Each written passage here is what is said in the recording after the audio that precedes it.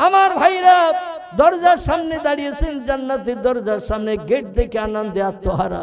ভিতরে তাহলে আর কত দর্শনীয় জিনিস আছে আপনি চিন্তা ভাবনা করতে পারবেন না বাইরের থেকে। এই জান্নাতের দরজা যদি খুলতে হয় আমলের চাবি লাগবে, এই চাবিটির নাম হলো নামাজ। এজন্য আমি যুবক ভাইদের কাছে অনুরোধ করি, এতদিন যা চলে গেছে আল্লাহর জান্নাতের বাসিন্দা যদি হতে চান, 70টা যুবতী হুরগেলেমান নারী আপনার তোয়াজ খাতিরের জন্য বরাদ্দ হবে, পরিসেবিকা হিসাবে দায়িত্ব পালন করবে। সেটা যদি নসিবে জুটাতে চান, যে কোনো জিনিস মনে মনে ধারণা করবেন, হুরগেলেমানরা খানচাই করে সেটা এনে আপনার সামনে বরাদ্দ করে দিয়ে দেবেন। আর বলেন, কুলু কুলু ইয়া জাউজি, ও প্রাণের স্বামী, আপনার জন্য আল্লাহর তরফ থেকে বরাদ্দ হয়েছে। মনে মনে এইরকম জিনিস খাওয়ার ইচ্ছা করছিলেন। আল্লাহু আলিমুন বিজাতিস সুদূর, আল্লাহ বান্দার অন্তরের গোপন খবরও রাখেন। তাই আপনি মনে মনে চিন্তা করছেন, এইরকম খাবার যদি একটা হতো ভালো হতো। আল্লাহতে আমাদের দিয়ে তোমার আপনার সামনে পরিবেশন করার দায়িত্ব পালন করেছেন। যত পারেন খাবেন, পয়সা দিয়ে কিনতে হবে না, বাজারে যে বাজার করতে হবে না, মেয়েদের দিয়ে রান্না করতে হবে না। আল্লাহ শুধু বলবেন কুন ফায়াকুন, সঙ্গে সঙ্গে সেটা হয়ে যাবে। জোরে বলুন একটু সুবহানাল্লাহ। যত পারেন পেট ভরে খাবেন, ফ্রি পয়সার মাল। সলিমউদ্দিন চাচা যদি বড় লোক থাকে, 3টি ইট ভাটা রয়েছে, 4টে বড় বড় জলকার রয়েছে, 5টা বাস রয়েছে, কথার কথা বলছি, 5টা বাস রয়েছে, কোটি কোটি টাকা ব্যাংক ব্যালেন্স রয়েছে, মালঞ্চ বাজারে কাপড়ের দোকান 3খানা, বড় বড় দোকান আবরণী আছে না, এইরকম বড় বড় দোকান 3টে রয়েছে। এইরকম একটা লোক যদি মারা যায়, ও লোকের ধরুন 3টে কি 4টে ছেলে আছে, তারা 4 ভাই মিলে বললো, বাপ বড় লোক, জায়গা জমি ব্যাংক ব্যালেন্স, দোকানপাট আমাদের জন্য রেখে গেছে, খানাটা ছোট করলে লোকের কাছে বদনাম শুনতে হবে, খানাটা একটু বড় করা হোক। বলে কিভাবে কি করা হবে? বলে সকাল 10টা থেকে খাওয়া শুরু, সন্ধ্যা পর্যন্ত একটা না খেতে দেয়া হবে, যে যত পারে খাক, খাওয়ায় কোনো বাধা বিঘ্ন নাই। চালাক লোক যারা আছে, ফার্স্ট হবে একবার যেয়ে বসবে, মাঝখানের দিকে আর একবার খাবে, শেষ বেলার দিকে যখন লাস্ট সব দেবে মাগরিবের সময়, আর একবার বসে কিছুটা খেয়ে নেবে। খেয়ে হাউ হাউ করতে করতে বাড়ি যখন গেল, বিবি বলছে রাত 9টা বেজে গেছে, খেয়ে দিয়ে সব সারাদিন কাজকর্মে ব্যস্ত ছিলাম। স্বামী বলছে কাল দুপুর পর্যন্ত লাগবে না। রাত্রি নাই, না খাও না খাওয়া, তো কাল দুপুর পর্যন্ত লাগবে না। বলছে চাচার খানা 3বার অ্যাকশন করেছি, প্রথম সবে একবার বইছি, দুপুর বেলার দিকে আরেকবার বইছি, আর শেষ সবে আরেকবার বইছি। কেউ আমারে বারণও করেনি, নিষেধ করেনি যে তুমি একবার খেয়েছো কি 2বার খেয়েছো, আর খেয়েও না। মানে যে যত পেরেছে টেনেছে। এই জন্য আমিও 3বার অ্যাকশন করতে ভুল করিনি, কাল দুপুর পর্যন্ত লাগবে না। এই যে দুনিয়ায় এরকম বড় খানা টানা হলে মানুষ 1বার 2বার 3বার খেলেও কেউ ধরতে পারে না। জান্নাতের ভিতরে আপনি বিনা পয়সায়, বিনা বাজারে, বিনা রান্নায় ভালো ভালো তোহফা, গিফট, অনুদান আল্লাহ আপনার জন্য বরাদ্দ করবেন। যত পারবেন খাবেন। হোটেলে খেলে পয়সা দিয়ে ফিরতে হবে না, হবে না। আল্লাহর জান্নাতে কোনো পয়সার বালাই নাই। তবে আল্লাহর কি অফুরন্ত রহমত। এখন উপরের দরজা দিয়ে আমরা এই দুনিয়ায় খাই, পিছনের দরজা দিয়ে আবার বার করতে হয়তো নাকি। জান্নাতে ওটাও লাগবে না।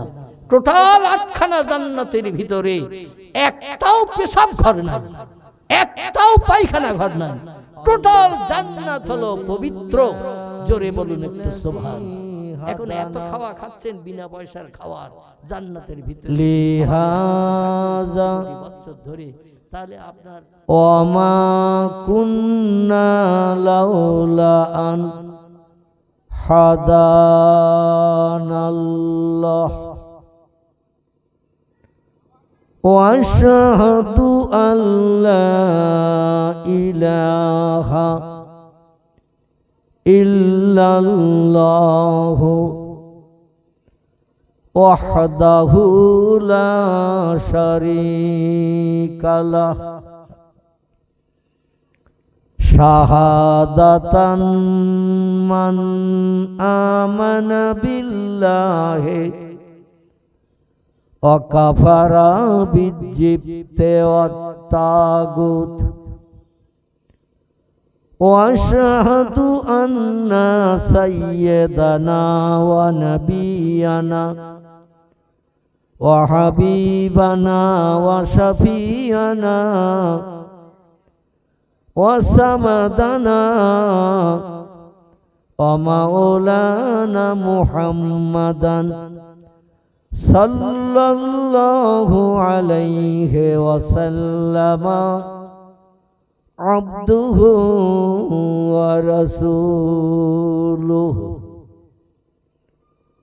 নবিউল মাকারিমিল আখলাকিল মাওসুফ অবিল কামালিল আওসাফিল মানউত ফাকাদ ক্বালা আল্লাহু তাআলা ফি কালামিহিল মাজিদ ওয়া ফিল ফুরকানিহিল হামিদ আউযু বিল্লাহি মিনাশ শাইতানির রাজিম বিসমিল্লাহির রাহমানির রাহিম ইন্নাকা মাইয়্যিতু ওয়া ইন্নাহুম মাইয়্যিতুন সুম্মা ইন্নাকুম ইয়াউমাল কিয়ামাতি ইনদা রাব্বিকুম লা তাকতাসিমুন। সকলে গলা ছেড়ে প্রাণ খুলে আওয়াজ তুলে বলুন আল্লাহু আকবার। হয়নি, মনে করুন আমার জীবনের শেষ আওয়াজ। আগামীকাল সকাল পর্যন্ত আল্লাহ বাঁচিয়ে নাও রাখতে পারেন। কথাটা ঠিক বললাম না ভুল বললাম? ফাইজা জা আজালুহুম লা ইস্তাখিরুনা সাআতাও ওয়ালা ইস্তাকদিমুন। আল্লাহ বলছেন মরণের সময় যার যখন আমি নিহিত করে রেখেছি, 1 সেকেন্ড আগে 1 সেকেন্ড পরে প্রাণনাশ কারো করা হবে না। আচ্ছা, কে কবে কোন দিন কি মাসের কত তারিখ কি বার মরবেন একটু তথ্য আমাদের দিতে পারবেন?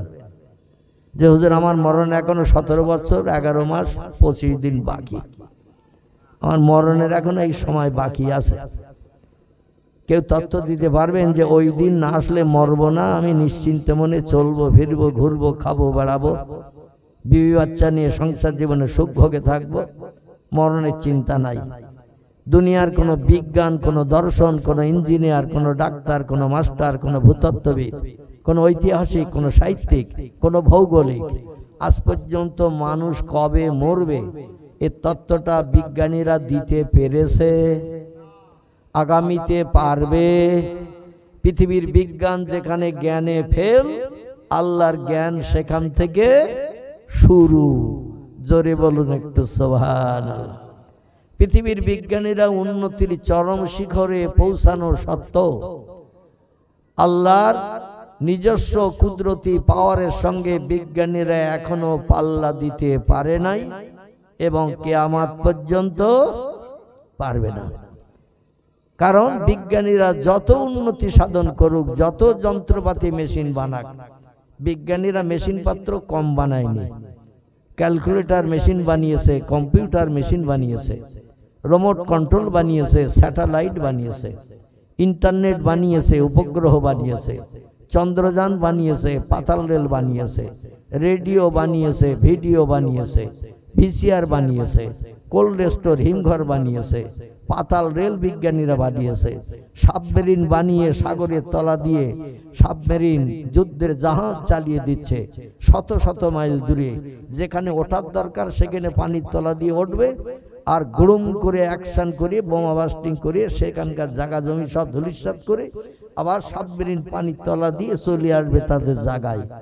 পৃথিবীর কোনো ব্যক্তি 200-500 মানুষ সাবমেরিনের ভিতরে যারা যুদ্ধের সেনা থাকে তাদের একটা পশমের ক্ষতি করতে পারবে না। বিজ্ঞান এই সব যন্ত্রপাতি মেশিন বানিয়েছে। বর্তমানে বিজ্ঞানীরা আরো কত উন্নত হয়েছে, এখন জাল বুনেও দিচ্ছে বিজ্ঞানীরা। ঠিক বললাম না ভুল বললাম?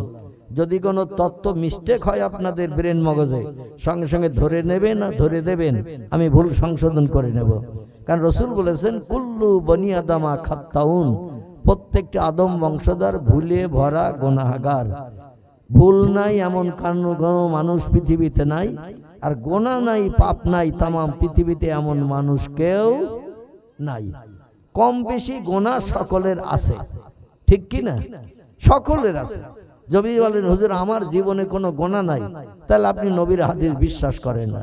আর নবীর হাদিস যদি কোনো ব্যক্তি বিশ্বাস না করে, শরীয়তের ফতোয়ার কিতাব, কিতাবের নাম হেদায়া, শরীয়তের ফতোয়ার কিতাব, কিতাবের নাম ফতোয়া দুররে মুহতার, শরীয়তের ফতোয়ার কিতাব, কিতাবের নাম ফতোয়া কাজী খান, শরীয়তের ফতোয়ার কিতাব, কিতাবের নাম ফতোয়া মোহিত, শরীয়তের ফতোয়ার কিতাব, কিতাবের নাম ফতোয়া জামে সাগীর, শরীয়তের ফতোয়ার কিতাব, কিতাবের নাম ফতোয়া শামী, শরীয়তের ফতোয়ার কিতাব, ফতোয়ার কিতাবের নাম ফতোয়া আলমগীরি, শরীয়তের ফতোয়ার কিতাব, কিতাবের নাম মারাকিউল ফালা, বিখ্যাত ফতোয়ার কিতাব।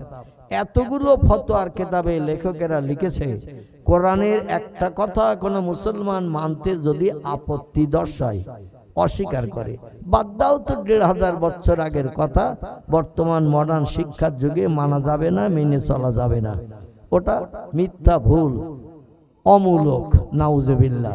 এই রকম ধারণা যদি কোনো ব্যক্তি করে, পয়গম্বর মুহাম্মদ রাসূলুল্লাহ জবানি একটা হাদিস যদি কোনো ব্যক্তি মানতে অস্বীকার করে, আপত্তি দর্শায়, হাদিসের কিতাবের নাম বলি, কোন বা হাদিসের কিতাবের নাম বুখারী শরীফ, কারবা নাম মুসলিম শরীফ, কারবা নাম তিরমিজি, কারবা নাম আবু দাউদ, কারবা নাম ইবনে মাজাহ, কারবা নাম নাসাই, কারবা নাম দারমি, কারবা নাম দারকুতনি, কারবা নাম বাইহাকি, কারবা নাম তিবরানি, কারবা নাম মুয়াত্তা মালিক, কারবা নাম মিশকাতুল মাসাবি, কারবা নাম ইবনে হাব্বান, কারবা নাম আল হাকিম, কারবা নাম মুস্তাদরাক, কারবা নাম তারগিব, কারবা নাম আল হাসান।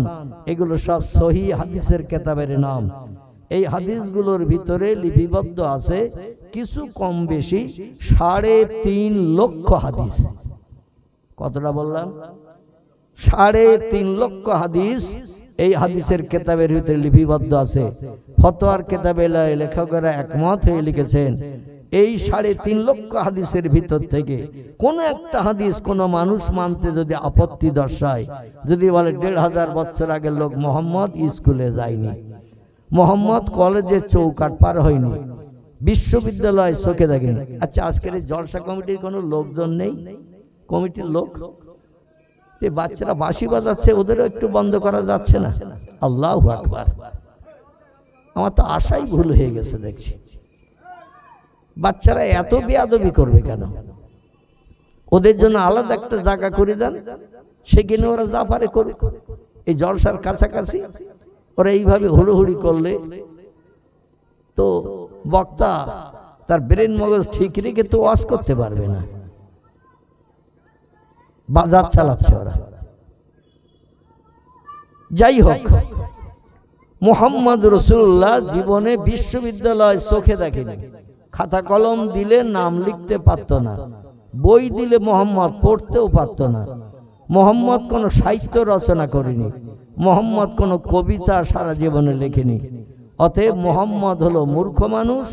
বর্তমান প্রযুক্তির বিজ্ঞানের যুগে, জ্ঞানের যুগে, শিক্ষার যুগে আমরা মূর্খ মোহাম্মদের কথা নেব না, মানব না। আমরা বিজ্ঞানে থিওরি মেনে চলব, কারণ বিজ্ঞান অনেক কিছু দিয়েছে, ভবিষ্যতে আরো কিছু দেবে। যেমন আর 2-5 বছরের ভিতরে সম্ভবত মেশিন তৈরি হয়ে গেছে, বাস্তবে এখনো চালু হয়নি। বিজ্ঞানীরা আল্লাহর পাক কালাম কোরআন মজিদ রিসার্চ করে একটা মেশিন বানিয়েছে। কোরআন মজিদের একটি সূরা, সূরাটির নাম হলো সূরাতুল ইউসুফ। কি নাম বললাম? একটু জোরে বলেন, আমার কান পর্যন্ত আওয়াজ আসুক। এমনি আমি অসুস্থ 4 বছর ছিলাম বলে আমার কানের তালা মনে হয় পর্দা টর্দা লেগে গেছে, আপনারা যেভাবে আওয়াজ দিচ্ছেন আমার কান পর্যন্ত আওয়াজ আসছে না। আর আপনাদের আওয়াজ না শুনতে পারলে আমি তো পরবর্তী তথ্যটাও দিতে পারবো না। এই জন্য একটু গলা ছেড়ে কথা বলবেন, আমি অনুরোধ রাখি আপনাদের কাছে। একটু আওয়াজ দেবেন, তাহলে আমার কিছু দিতে সুবিধা হবে। আর যদি বলেন হুজুর জলসা আসার সময় খোকার মার সঙ্গে ঝামেলা করে এসেছি, মন গরম, যা বলতে হয় আপনি একা বলেন। কিংবা আপনারা যদি কেউ বলেন যে হুজুর রমজান মাস চলছে, শেষ দশক ইতিকাফে নিয়ত করে বসে আছি, কথা বললে তো ইতিকাফ ফাসেদ হয়ে যাবে, তাহলে আমি আপনাদের কথা বলতে বলবো না। এখন ইতিকাফে কে কে আছেন একটু হাত তুলে দেখান। আপনি আছেন ইতিকাফে? আছেন তো নাকি? হাত তো তুলেছেন। আসলে বসে থাকবেন এখানে, আর মন যদি থাকে গোশতের হাঁড়িতে, বসে যদি থাকেন এখানে আর মন যদি থাকে গোশতের হাঁড়িতে, খোকার মার কাছে, মনের মানুষের কাছে, ওয়াজ কিন্তু ওই রকম হবে। মানে আমি বলবো নেতাজি, আপনারা শুনবেন পেঁয়াজি। আমি বলবো জ্যোতি বোস, আপনারা শুনবেন তক্ত ঘোষ। কারণ মন আছে বাড়িতে আর বসে আছেন এখানে, দেহ এখানে। ওয়াজ একরকম হবে। কাল সকালবেলা চায়ের দোকানে হুজুরের বিরুদ্ধে বিভিন্ন সমালোচনা হবে, কারণ এক মনে কোরআন হাদিসের কথা শুনতে হবে। আর আল্লাহ কোরআনে বলছেন বিসমিল্লাহির রহমানির রহিম, ফাইজা কুরিয়াল কুরআনু ফাসতামিউ লাহু ওয়ানসিতু লাআল্লাকুম তুরহামুন। একটু গলা ছেড়ে আওয়াজ তুলুন, আল্লাহু আকবার। আল্লাহ পাক কোরআনে জানাচ্ছেন ফাইজা কুরিয়াল কুরআন, যেখানে আমার আসমানি লৌহে মাহফুজের সংরক্ষিত মিষ্টি মধুর ভাষা সত্য কোরআন যেখানে পঠিত হয়, কোরআন যেখানে তেলাওয়াত হয়, ফাসতামিউ লাহু, একাগ্র চিত্রে মনোনিবেশ সহকারে আমার কোরআন শ্রবণ করতে থাকো। কারণ জালিকাল কিতাবুল লা রাইবা ফি, আমার কোরআনের ভিতরে যত বিষয়ে তথ্য পরিবেশন করা হয়েছে, অতীত কালের কথা, যে যুগে তোমরা পৃথিবীতে ছিলে না, বর্তমান কালের কথা, যে যুগে পৃথিবীতে বাস করছো সব দেশের খবর রাখতে পারো না, ভবিষ্যৎ যুগে পৃথিবীতে কি কি ঘটনা ঘটবে বিজ্ঞানের ঠাকুরদাদার বাপ ডাকলেও বলতে পারবে না। নাতি নাতকুর বংশ পরস্পর 13 পুরুষ পরে যারা আসবে তাদের জিজ্ঞাসা করলো ভবিষ্যৎ কালের কথা বলতে পারবে না। যেখানে মানুষের জ্ঞান শেষ, আমি আল্লাহ আমার জ্ঞান সেখান থেকে শুরু। জোরে বলুন একটু সুবহানাল্লাহ। আমার কোরআনের শুরুতে ইন্ট্রোডাকশন, সূচনা ভূমিকাতে জানিয়ে দিয়েছি যালিকাল কিতাবুল লা রাইবা ফি, আমার কোরআনের ভিতরে যত বিষয়ে তথ্য পরিবেশন করা হয়েছে, যত কথা লিপিবদ্ধ করা আছে, অতীত কালের কথা, বর্তমান কালের কথা, ভবিষ্যৎ কালের যত তথ্য কোরআনে লিপিবদ্ধ হয়েছে, লা রাইবা ফি, একটা তথ্যের ভিতরে শস্য দানা পরিমাণ সন্দেহ নাই, মিথ্যা নাই, ভুল নাই, কোনো বাজে কথা লেখা নাই।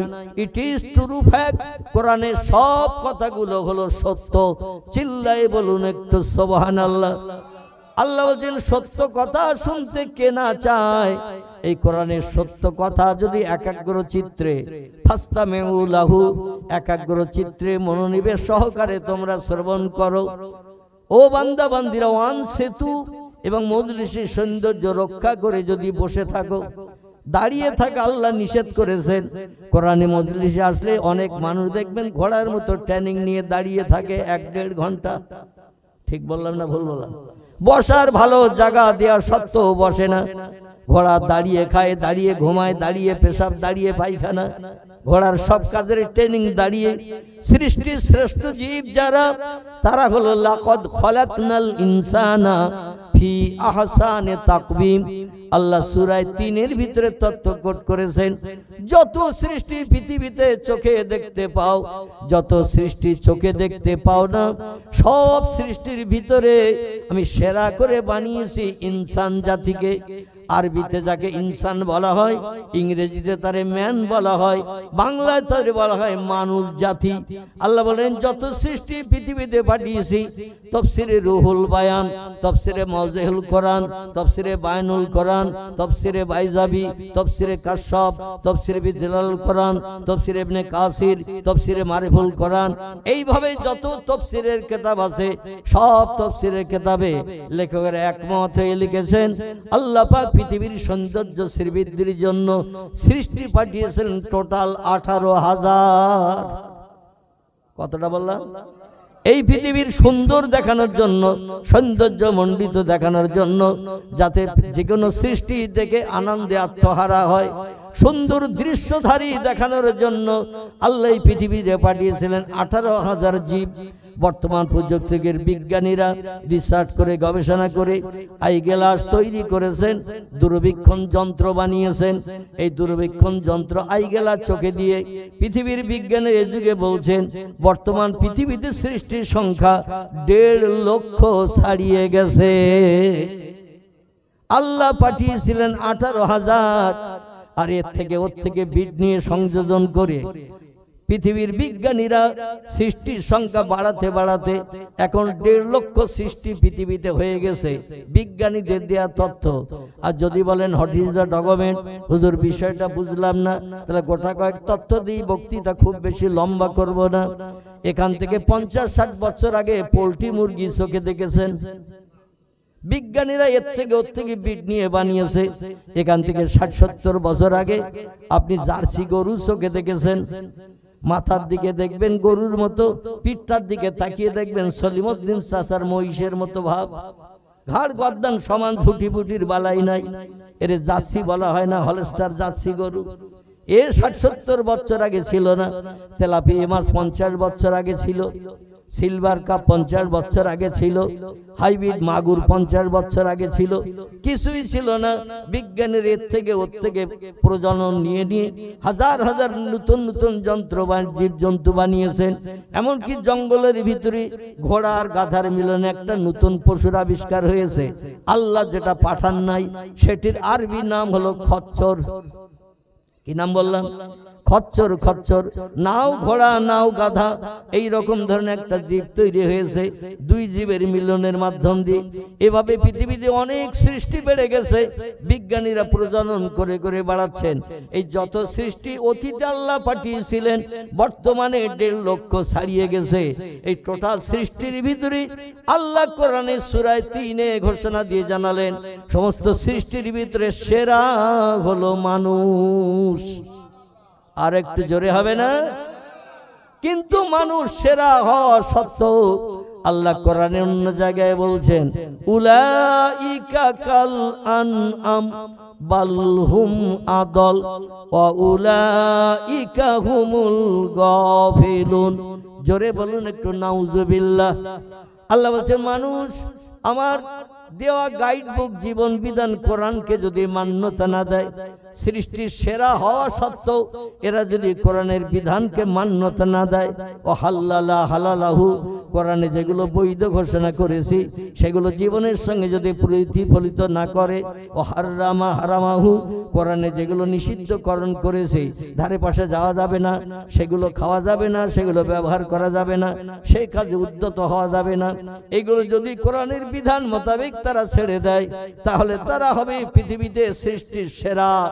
আর যদি আমার কোরআনের বিধানকে অমান্যতা দিয়ে মদের গেলাস বসে বসে বন্ধুদের নিয়ে খায়, সুদের টাকা অপরের কাছ থেকে হাতে নিয়ে নিয়ে বাজার করে বিবি বাচ্চারে খাওয়ায়, মিথ্যা কথা বলে, চুরি ডাকাতি করে, ছিনতাই গুন্ডামি করে, গরিব এতিমের হক ফাঁকি দিয়ে খায়, কোনো ব্যক্তির প্রাণ নাশ করে তার বিবি বাচ্চারে বিধবা এতিম বানিয়ে দেয়, অবশ্যই শৈতল এলাকায় এরকম লোক নাই?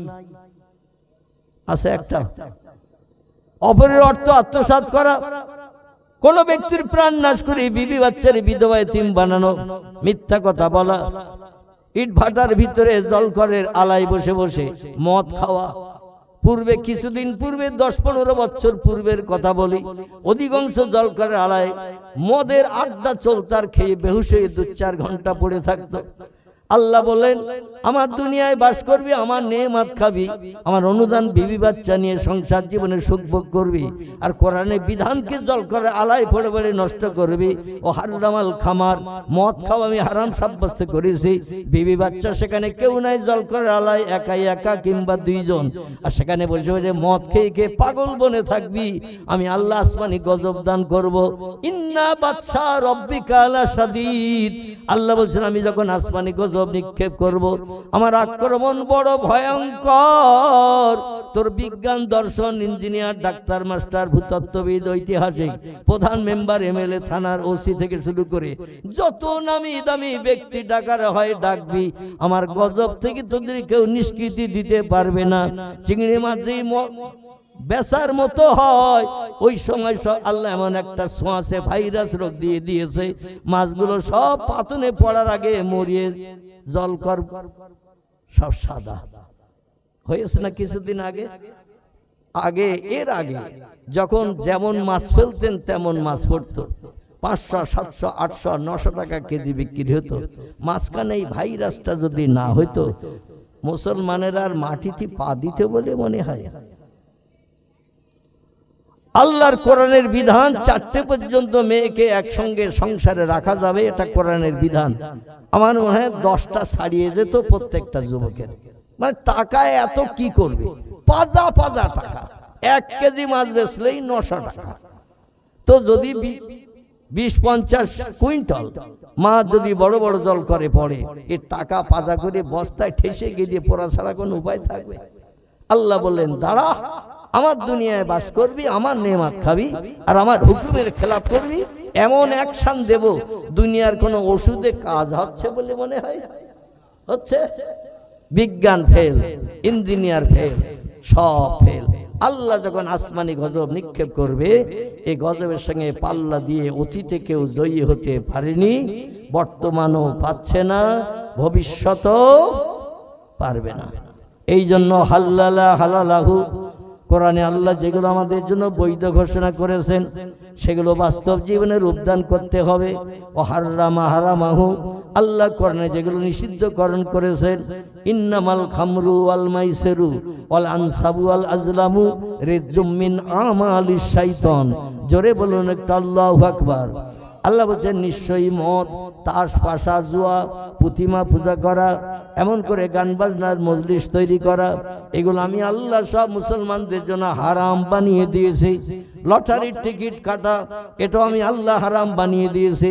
মালাঞ্চ মাছের বাজারে সকাল সন্ধ্যায় ওখানে লটারির টিকিটওয়ালারা ঘোরে না কাটে? শুধু হিন্দুরা না, মুসলমানেরাও কাটে। আমার ভাইরা, ইসলাম শরীয়তে আল্লাহ এটা হারাম সাব্যস্ত করেছেন। অপরের কষ্ট করা, পরিশ্রম করো, টাকা তুমি নিয়ে আনন্দ ফুর্তি করবে, বিবি বাচ্চা নিয়ে আসে হাই হাই করবে, যদি তার না বাঁধে, আল্লাহ এটা পছন্দ করেন না। এজন্য আল্লাহ হারাম সাব্যস্ত করে দিয়েছেন। আল্লাহ আমাদের বোঝার তৌফিক দান করুন।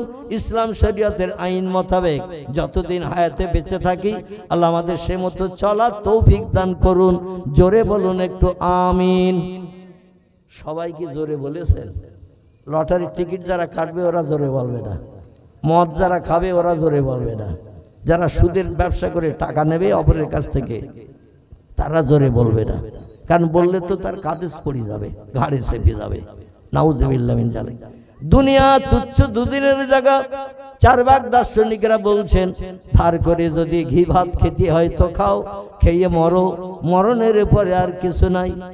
এরা হলো 4 ভাগ দার্শনিক। 12 ক্লাস ফিলোসফিতে পড়ানো হয়েছে, ছেলেরা যারা 12 ক্লাস পড়েছেন আমার কথা একমত হবেন। দর্শন শাস্ত্র 4 ভাগ দার্শনিক। তারা বলছেন দুনিয়া হলো ক্ষণস্থায়ী, আজকের বেঁচে আসুক, আগামীকাল থাকবে কিনা আমরা বলতে পারবো না।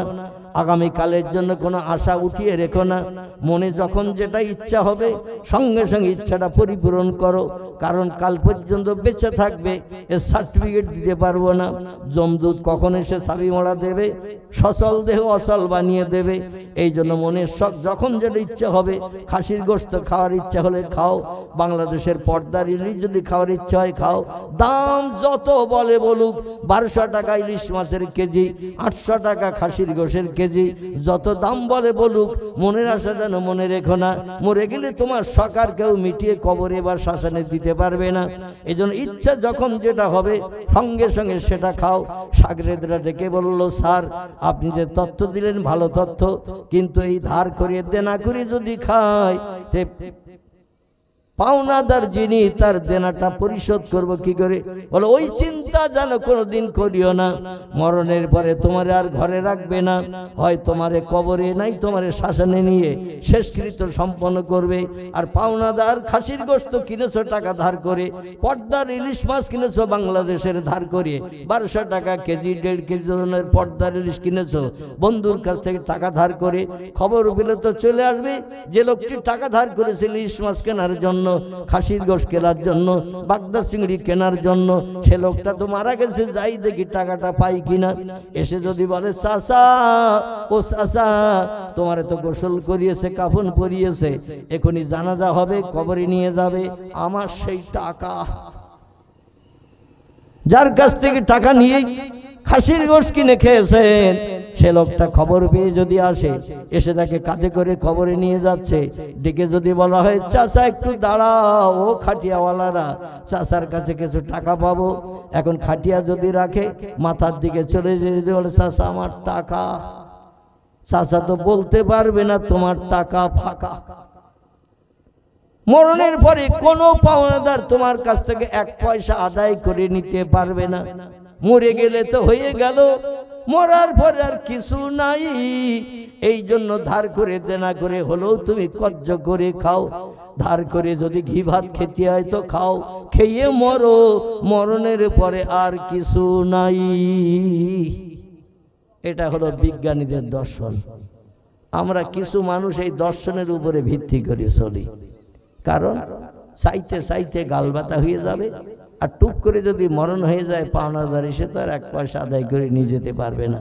অতএব কেন মনের শখ রেখে দেব? যখন যেটা ইচ্ছা হবে আমরা সেটা পূরণ করব। একটা ছোট্ট তথ্য এই মাঝখানে দেব, মরার পরে কিছু আছে না নাই? মরার পরে কাইফা তাকফুরুনা বিল্লাহ। আপনার অসুবিধা হচ্ছে না তো? আমি কোরআন হাদিসের আলোকমালায় তথ্য পরিবেশন করছি, কোনো নানি দাদির কেচ্ছা কাহিনী গল্প আপনাদের কাছে বলছি না। আমি মনে করি যে মজলিসে কোরআন হাদিসের আলোচনা হবে না, সে মজলিসটা হলো শুকনো মজলিস।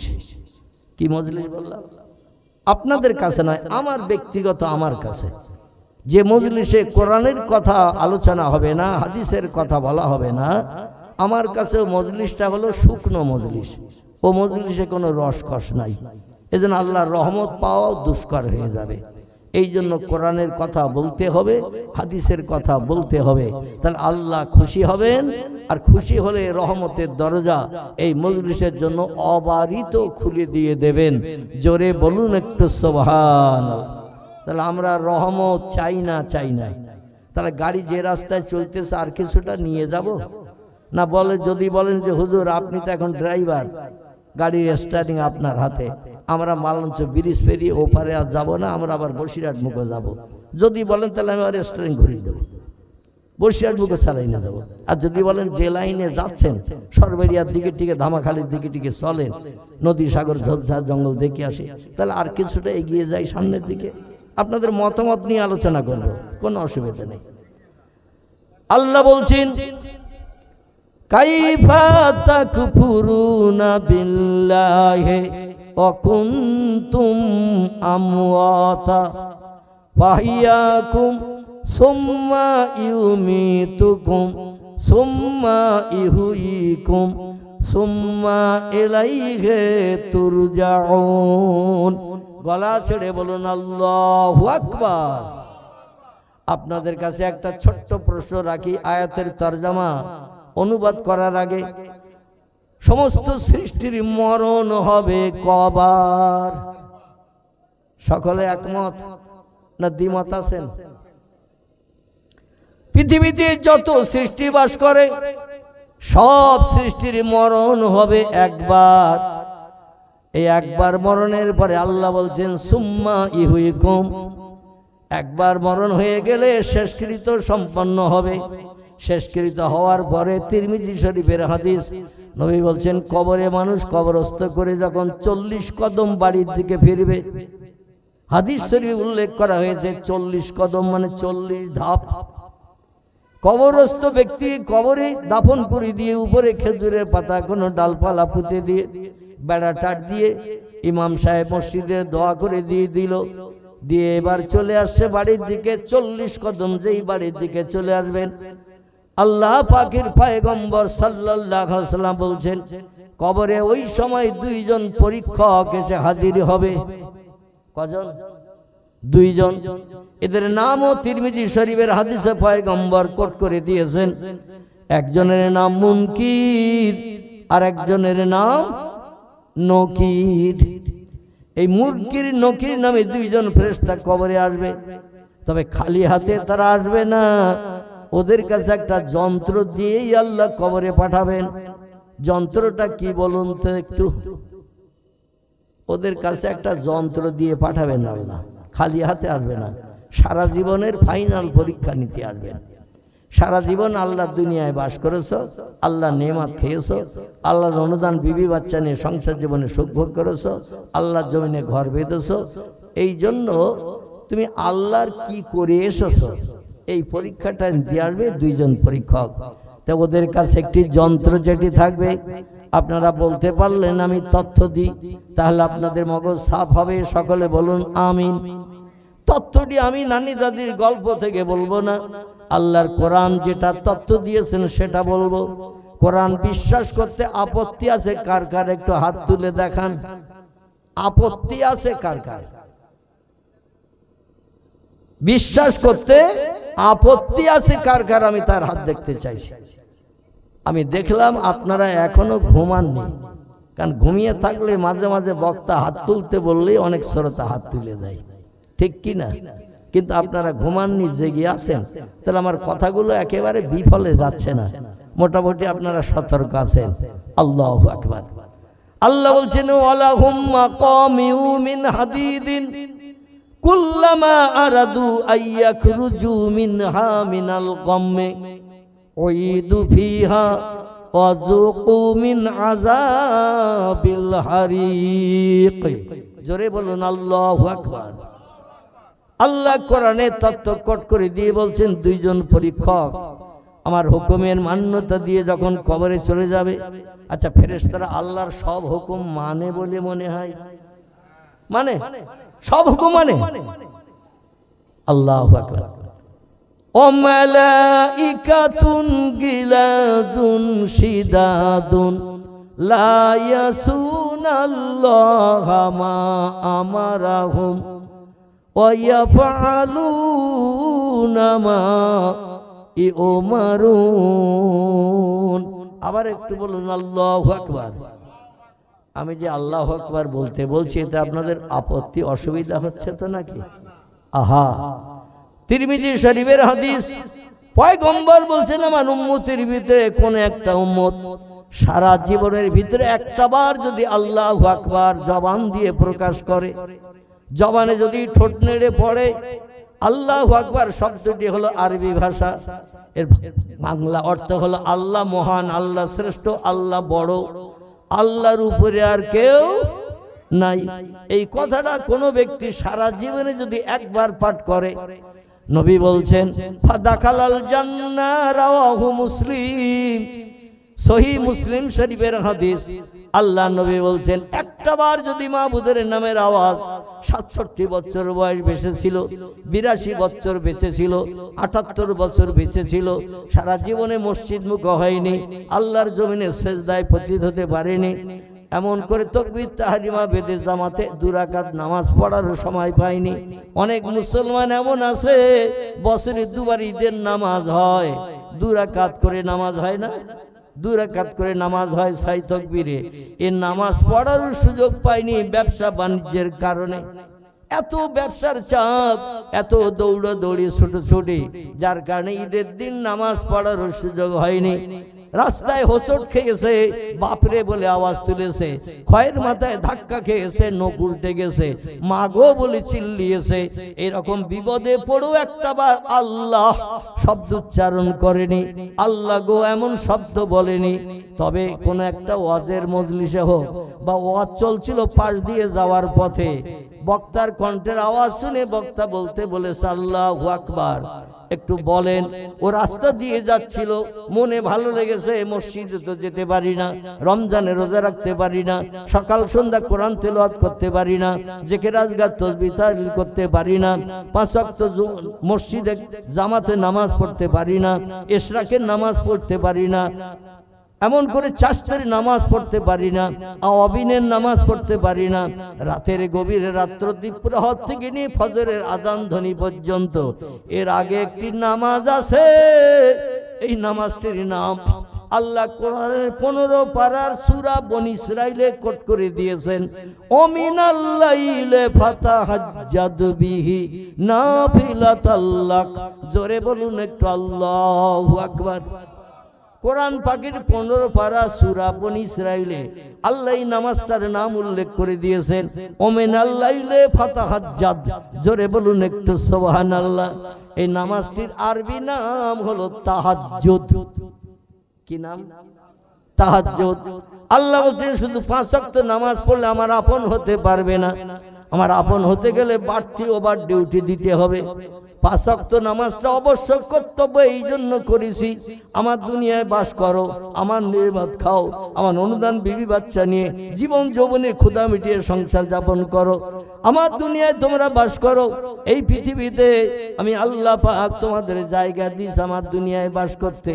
তবে শোনো, কোন মালিকের হুকুম যদি বাড়ির গোলাম চাকর মানদার না শোনে, না মানে, প্রতি মাসে মাসে 6000 টাকা মাইনে, 3 সাজ খাওয়া, বছরে 3 বার জামা কাপড়, বাড়ি একটা বাপ মাহারে 3 বাচ্চারে রেখেছেন বাড়িতে গোলামগিরি করে, চাকর যারে বলা হয়।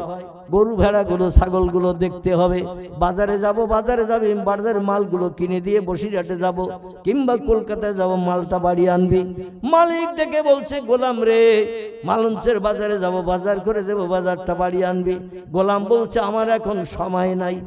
বাড়িওয়ালা বললো মাঠে ছাগলগুলো আছে, দুপুর রোদ্রে পড়ছে, ছাগল গোটা বাড়ি নিয়ে আয়, কিংবা আশেপাশে যেখানে বটগাছতলা আছে সেখানে বেঁধে রাখ, দুপুর রোদ্রে ফাঁকায় রাখিস না। ও বলছে গুলি খেলা করছে, এখন যেতে পারবো না।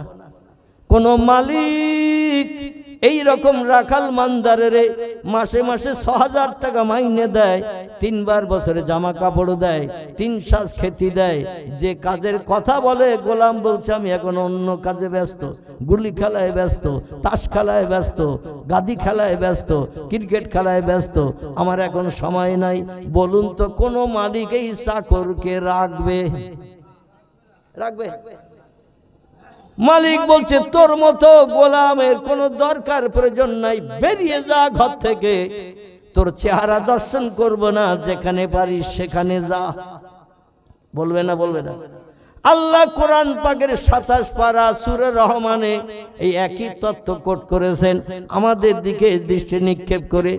আল্লাহ বলছেন, ইয়া মাশারাল জিন্নি ওয়াল ইনসি ইনিস্তাতাতুম আনতান ফুজু মিন আকতারিস সামাওয়াতি ওয়াল আরদা ফানফুজু লা তানফুজুনা ইল্লা বিসুলতান।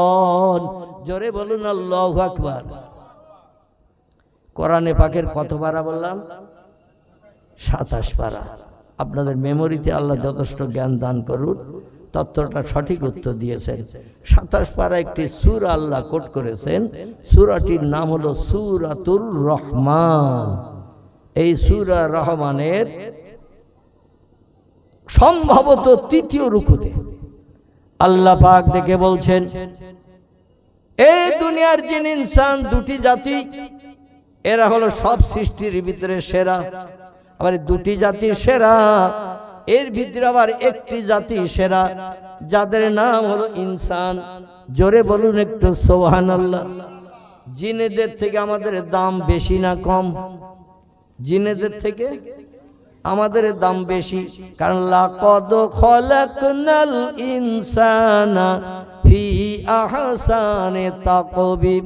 আল্লাহ বলেন যত সৃষ্টি বানিয়েছি সব সৃষ্টির ভিতরে আমি ইনসান মানুষ জাতিকে সর্বসেরা করে বানিয়েছি। এই জন্য জিনেদের থেকেও আমাদের দাম বেশি। জেনেরা মাটির তলা দিয়ে চলতে পারে, আমরা পারি। জেনেরা পানির ভিতর দিয়ে চলতে পারে, আমরা পারি।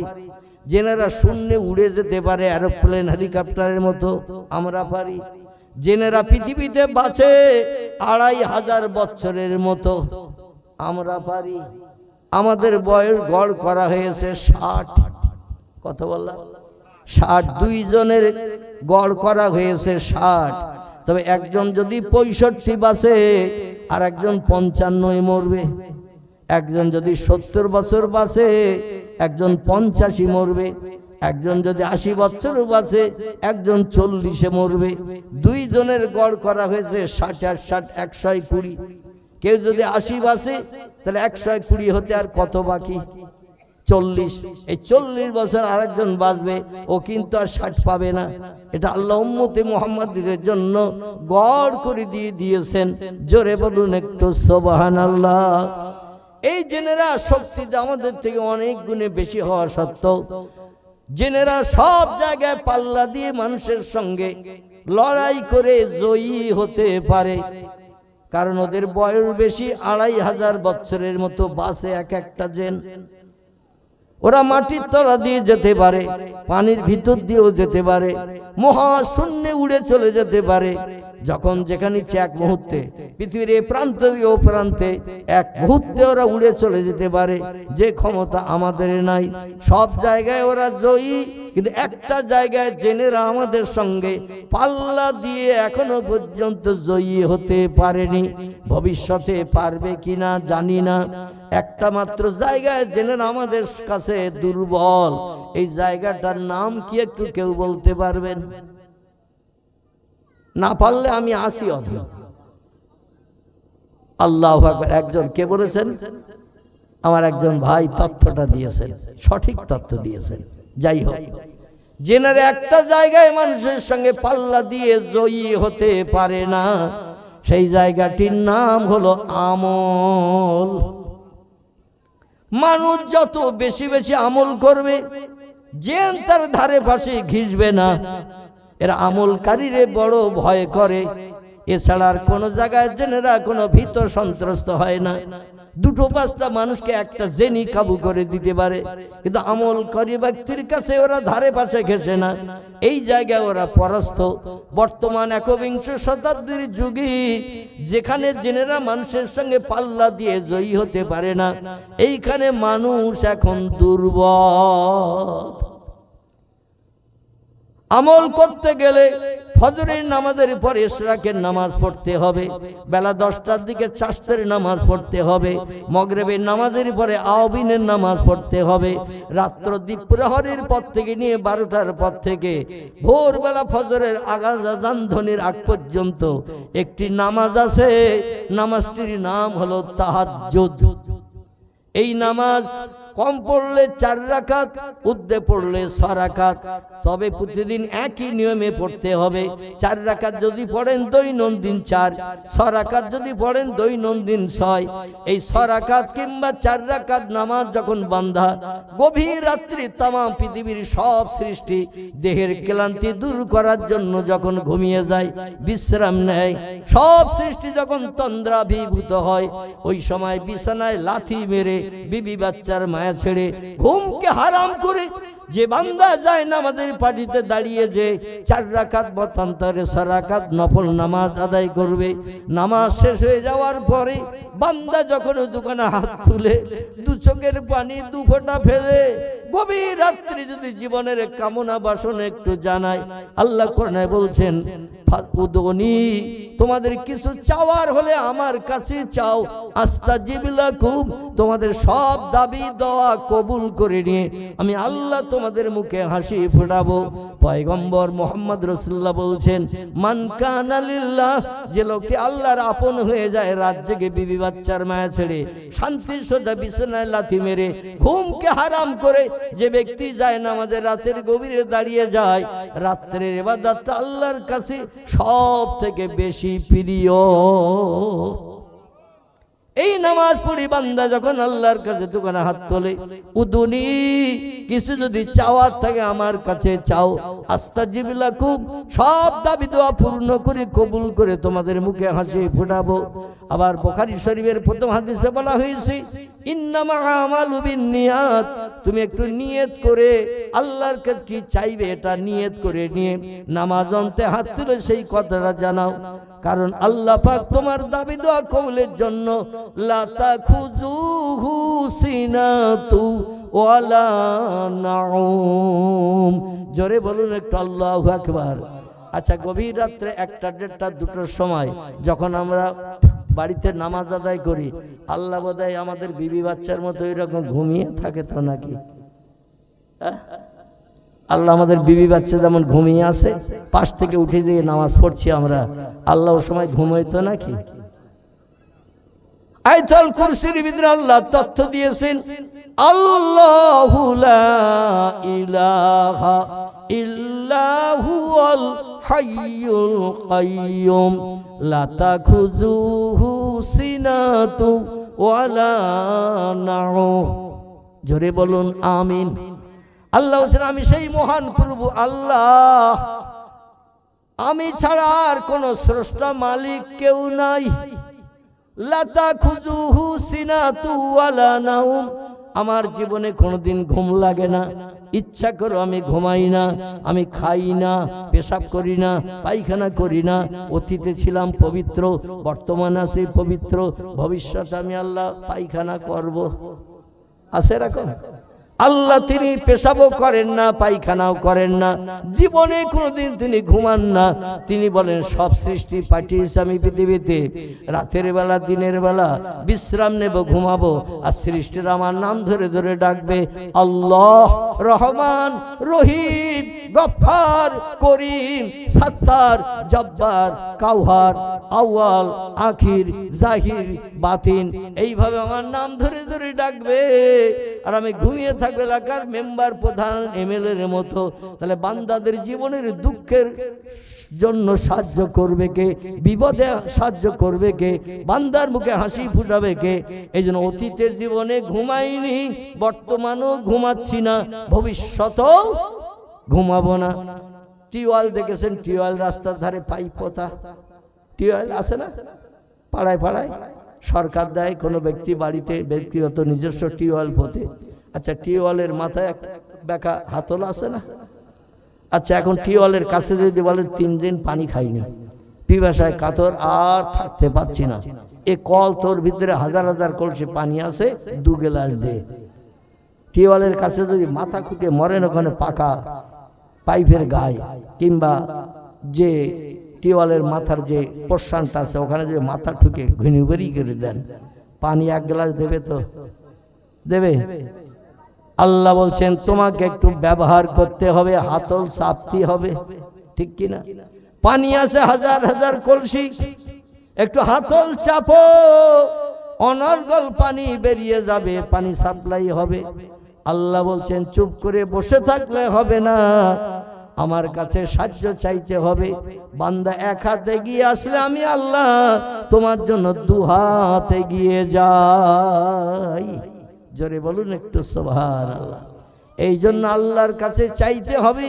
পয়গম্বর বলছেন মান কানা লিল্লাহ, যে লোকটি আল্লাহর আপন হয়ে যায়, কানাল্লাহু লাহু, আল্লাহ তার আপন হয়ে যায়। অকুল্লা শাইইন ইয়ানফাউন নাস, পৃথিবীতে যত সৃষ্টি আছে সব সৃষ্টি ওই মানুষের বন্ধু হয়ে যায়, যার কাছে যেটা চাই। আল্লাহর আপন হয়ে গেলে আল্লাহ আপনার আপন হয়ে যাবে। আল্লাহ যখন আপনার আপন হবে, আল্লাহ শুধু সৃষ্টি জীবকে একটু হুকুম করে দেবেন, বান্দা যখন যেটা তোদের মাধ্যম দিয়ে চায়, সঙ্গে সঙ্গে সেটা দিয়ে বান্দারে খুশি করবি। আমার সৃষ্টির সেরা জীব বান্দা 24 ঘন্টা আমার নামের জপজিকির করে, আমার নামে তাসবিহ পড়ে, রাস্তায় চলে সুবহানাল্লাহ পড়ে, রাস্তায় চলে আলহামদুলিল্লাহ পড়ে, কোনো গান শোনে না, গানের কলি পড়ে না, রাতের বেলা ঘুমিয়ে যায়, ঘুম না আসা পর্যন্ত আমার নামের জিকির করতে করতে ঘুমিয়ে যায়। আর সেই বান্দা বিপদগ্রস্ত থাকবে, আমি আল্লাহটা পছন্দ করি না। এই জন্য ও সৃষ্টি তোমাদের কাছে আমার বান্দা যেটা চাইবে সেটা দিয়ে খুশি করবে। এটা হলো আল্লাহর কোরআনের কথা। এখন আমরা পৃথিবীতে যত সৃষ্টি আছে তাদের কাছে কিছু চাইলে দেয় তো? একটু কথা বলেন, সৃষ্টির কাছে বাঘ, ভাল্লুক, হাতি, সিংহ, গন্ডার, ইঁদুর, কুকুর, বিড়াল, সাপ, বিচ্ছু, ব্যাঙ, মাছি, মশা, পিপিলিকা, কীট পতঙ্গ, সার, পোকা, উকুন, মশা থেকে শুরু করে যত সৃষ্টি আছে, এদের কাছে যদি কিছু বলি ওরা আমাদের কথার দাম দেয় তো, তাহলে আমরা কিরম সৃষ্টির সেরা দিই? ওরা আমাদের কথার দাম এক পয়সাও দেয় না। যদি বলেন হরজিটা ডকুমেন্ট হুজুর একটা তথ্য, মনে করুন বাড়িতে একটা অনুষ্ঠান করছেন, আত্মীয় স্বজন অনেকে এসেছে, কিছু আত্মীয় স্বজন কাছাকাছি বাড়ি চলে গেছে, দূরের আত্মীয় স্বজন তারা রয়ে গেছে। মনে করুন দুখানা ঘর, ছেলে মেয়ে একটা ঘরে থাকে, আপনি আপনার স্ত্রী আর একটা ঘরে থাকেন, আর বাড়িতে আত্মীয় স্বজন রয়ে গেছে মনে করুন 15 জন। এখন এই আত্মীয় স্বজনকে বাইরে উঠানে জায়গা করে দেবেন শীতকালে, না ওদের ঘরে বারান্দায় জায়গা করে দিয়ে আপনি উঠানের দিকে এসে থাকার চিন্তা নেবেন? কি মনের ব্যাপারটা কি হবে? যে আত্মীয় স্বজন আমন্ত্রণ করেছি, তারা এসেছে, দূরের পথ, বাড়ি যেতে পারেনি, কালকে সকালে ট্রেন ধরবে কিংবা দূরের পথ, কাল সকালে রওনা দেবে, তারা এখন রয়ে গেছে, তাদের জায়গা দেওয়া উচিত ঘরের ভিতরে, ঠিক কি না? কিংবা বাড়ির বারান্দায়। আমি কোথায় থাকবো একটা দিনের জন্য এটা তাদের বলার দরকার নাই। যেখানে পারি বসে কাটাই কি শুয়ে কাটাই, যেখানে পারি একটা রাত অন্তত কাটাবো। এটা অতিথিতা রক্ষার জন্য একটা আমার নিজের জীবনের ব্যক্তিগত বিষয়, ঠিক কি না? এখন যদি মনে মনে চিন্তা ভাবনা করেন, সবাই তো বারান্দায় শুয়েছে, ঘরের ভিতরে শুয়েছে, বাড়িতে আর জায়গা টায়গা নাই, পাশে একটা গোয়াল ঘর আছে, তার পাশে পাকা উঠোন, ওখানে জায়গা আছে, তো গোয়াল ঘরের পাশে ওইখানটাই শুই। এখন গোয়াল ঘরের পাশে লাইলনেটের মশারি যা ছিল সব বাড়ির মেহমানদের দিয়ে দিয়েছেন টানিয়ে, যাতে মশাই না খায়। এখন আপনি গোয়াল ঘরের পাশে বিছানা করে রাতটুকু কাটাবেন, এই চিন্তা ভাবনা নিয়ে গোয়াল ঘরের পাশে যদি একটা বিছানা মাদুর পেতে শুয়ে পড়েন, আর মশাদের যদি ডেকে বলেন, মশারা আমি হলাম সৃষ্টির শ্রেষ্ঠ, তোরা হলি সৃষ্টির নিকৃষ্ট, এটা আল্লাহ কোরআনে জানিয়ে দিয়েছেন। ওয়াইন মিন শাইইন ইল্লা ইউসাব্বিহু বিহামদিহি, জোরে বলুন একটু আল্লাহু আকবার। আল্লাহ বলেন যত সৃষ্টি পৃথিবীতে বাস করে, বড় ছোট মাঝারি ক্ষুদ্র যা কিছু বাস করে, প্রত্যেকটি সৃষ্টি জীব আমি আল্লাহ আমার নামের তাসবিহ রাত দিন 24 ঘন্টা তারা জপ করে, আমার নামের জপ জিকির করি। ওয়াইন মিন শাইইন ইল্লা ইউসাব্বিহু বিহামদিহি, আমি আল্লাহ আমার নামের তাসবিহ পাঠ করে তারা আমার নামের প্রশংসা করে। কোরআনের আয়াত। এখন বাঘ, ভাল্লুক, হাতি, সিংহ, গন্ডার, ইঁদুর, কুকুর, বিড়াল, সাপ, বিচ্ছু, ব্যাঙ, এরা সবাই আল্লাহর প্রশংসা করে না? করে না? আল্লাহ বলেন লা ইয়াফকাহুনা ইল্লা তাসবিহাহু, ও সৃষ্টির সেরা মানুষ, ওদের ভাষা তোমরা বোঝো না, এই জন্য বুঝতে পারে না ওরা কি আওয়াজ করে। ব্যাঙ ঘ্যাগর ঘ্যাগর করে, বিড়াল ম্যাও ম্যাও করে, কুকুর ঘেউ ঘেউ করে, পাখিরা কিচির মিচির করে, ছাগল প্যাঁ প্যাঁ করে, গরু হুম্বা হুম্বা করে, হাঁসেরা ফ্যাস ফ্যাস করে ডাকে। ঠিক বললাম না ভুল বললাম? আল্লাহ বলছেন ওদের ভাষা তোমরা বোঝো না। এক একটা সৃষ্টির জবানে আমি এক এক রকম ভাষা দান করেছি, ওদের ভাষা যদি বুঝতে তাহলে তোমরা বাস্তব দেখতে পেতে। 24 ঘন্টায় ওরা আমার নামের জপ জিকির করে ওদের ভাষায়। বিড়াল ম্যাও ম্যাও করে, আমি আল্লাহ আমার নাম ধরে ডাকে, ছাগলেরা প্যাঁ প্যাঁ করে আমার নাম ধরে ডাকে, গরুরা হুম্বা হুম্বা করে আমার নাম ধরে ডাকে, পাখিরা কিচির মিচির করে আমার নাম ধরে ডাকে। তার কারণ হলো ও সৃষ্টি শ্রেষ্ঠ জীব মানুষ, তোমাদের ঘরে 4 পাটি 5 পাটি চাল আছে, আর যত সৃষ্টি আছে ওদের ঘরে ক পাটি খাওয়ার জন্য চাল আছে? একটু কথা বলবেন। কোন সৃষ্টির ঘরে আমাদের মতো ভবিষ্যতের চিন্তা নিয়ে ঘরে 4 পাটি চাল রাখে?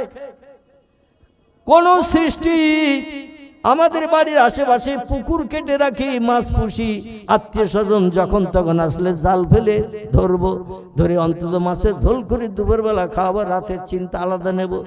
একটা সৃষ্টির নাম করুন তারা পুকুর কেটে মাছ পুষে রেখেছে।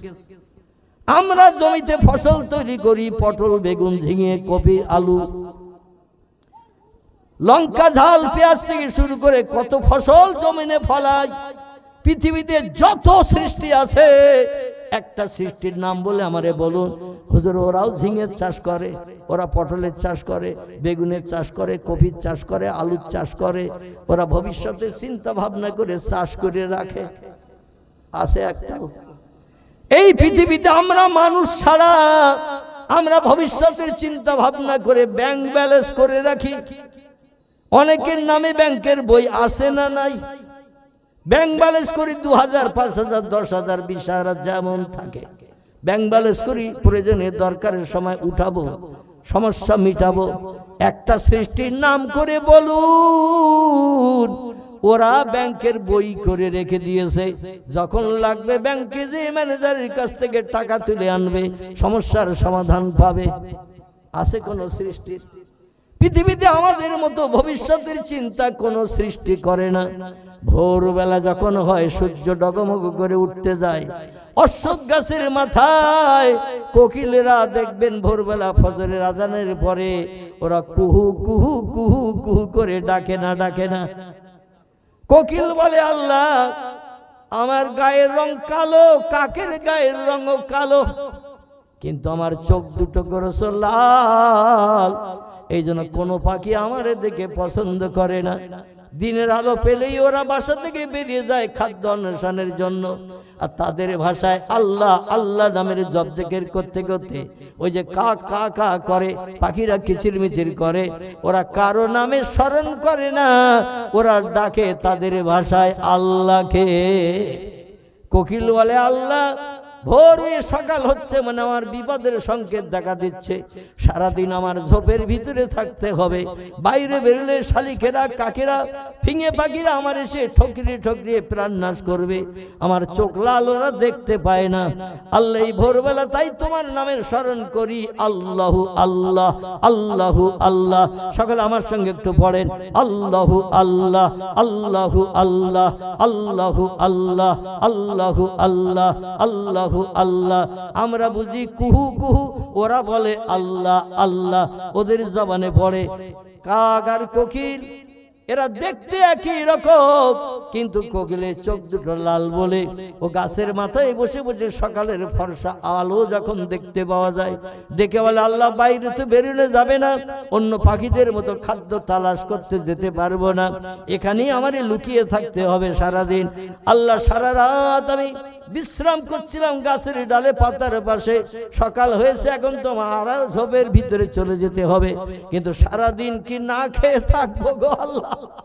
সারাদিন সূর্য অস্তমিত পর্যন্ত আমি কি না খেয়ে অনাহারা থাকবো? প্রতিদিন দৈনন্দিন আমার কি নফল রোজা রাখতে হবে? আল্লাহ দিনের আলোয় তো বাইরে বেরোতে পারবে না, ঠকরাবে সব পাখিরা, আমার উপায় কি হবে সারাদিন?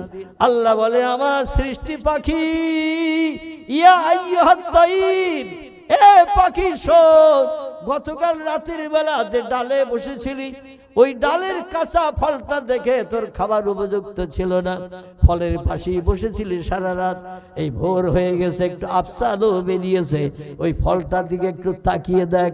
ভোরবেলা অনেক সৃষ্টি ঘুমিয়ে আছে, শান্তির ঘুমে, আরামের ঘুমে, আর আমার নামের জপ করছিস, আল্লাহ আল্লাহ বলে ডাকছিস।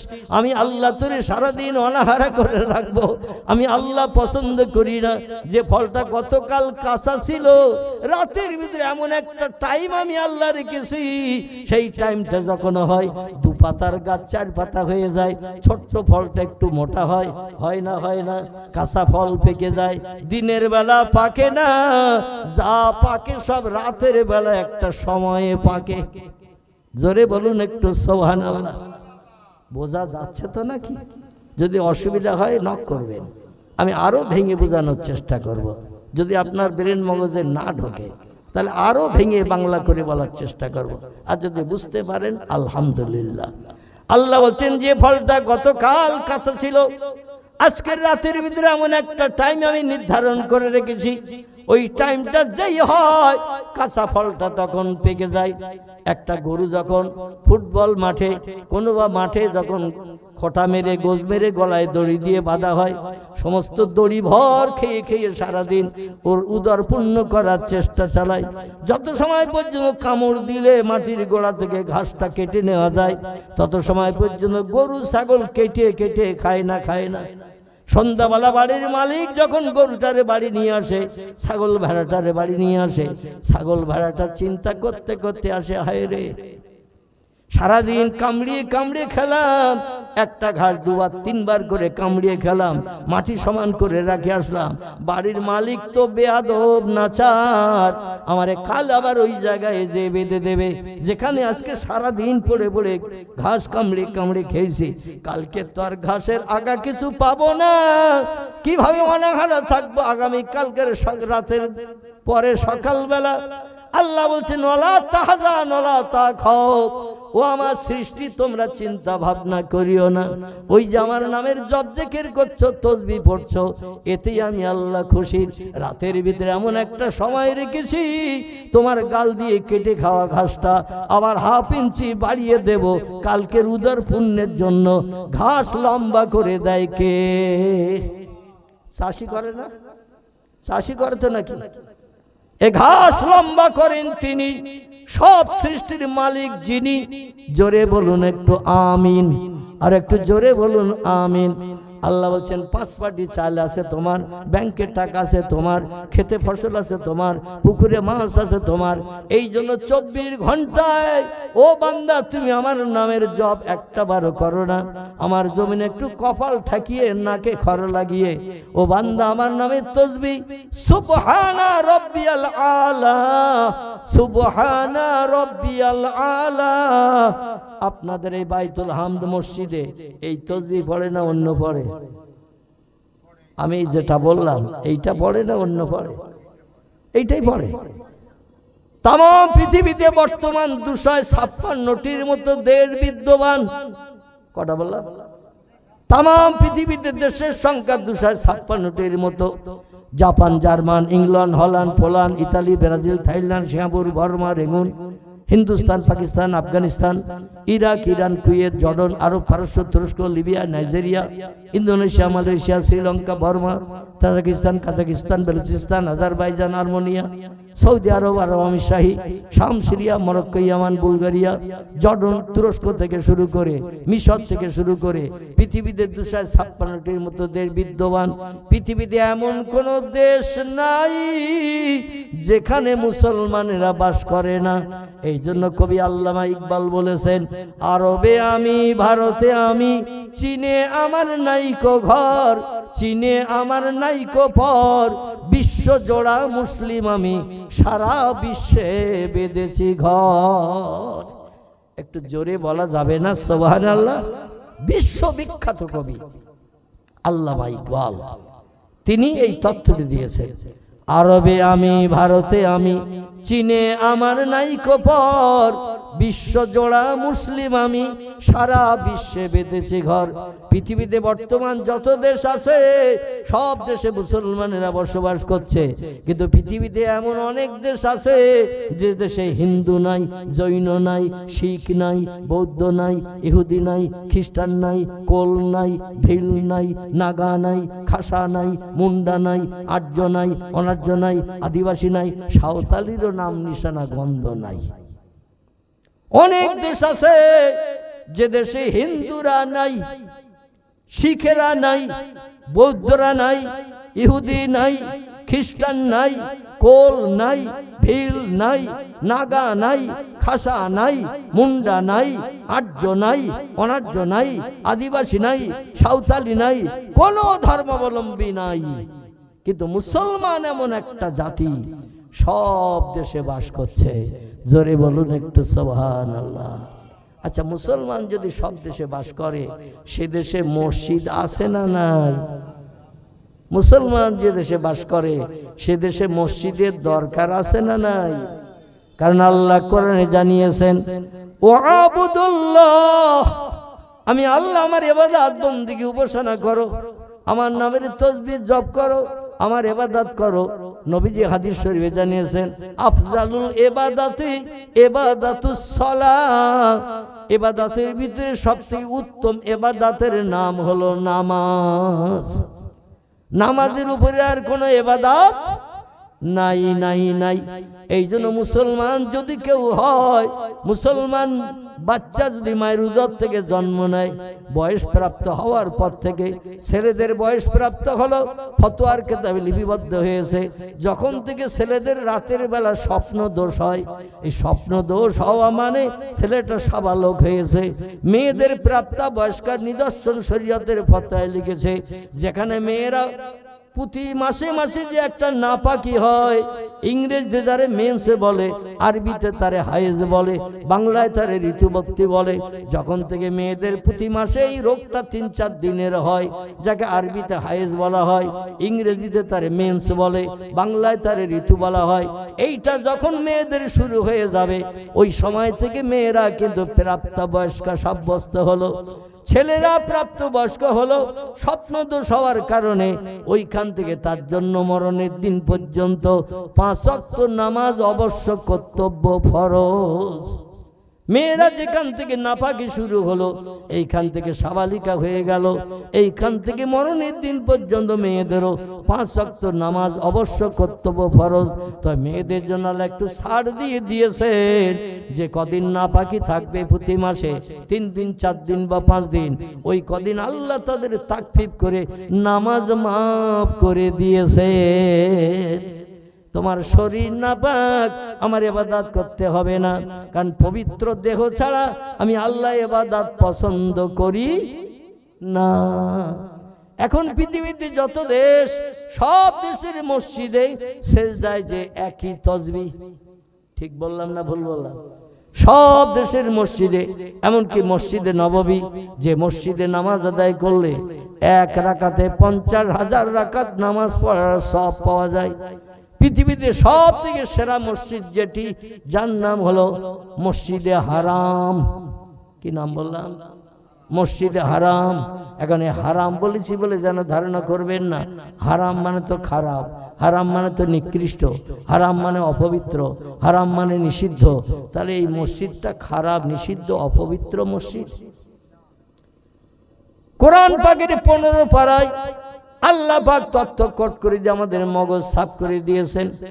আমি যদি আপনাদের কাছে বলি সুদ খাওয়া কি হারাম, যদি বলি মদ খাওয়া কি হারাম, বেবিচারি করা কি হারাম, মানুষ মার্ডার করা কি হারাম, এমন করে অবৈধ মেয়েদের নিয়ে গার্ডেনে পিকনিকের স্পটে বসে ফুচকা খাওয়ানো কি, এটা সব হারাম।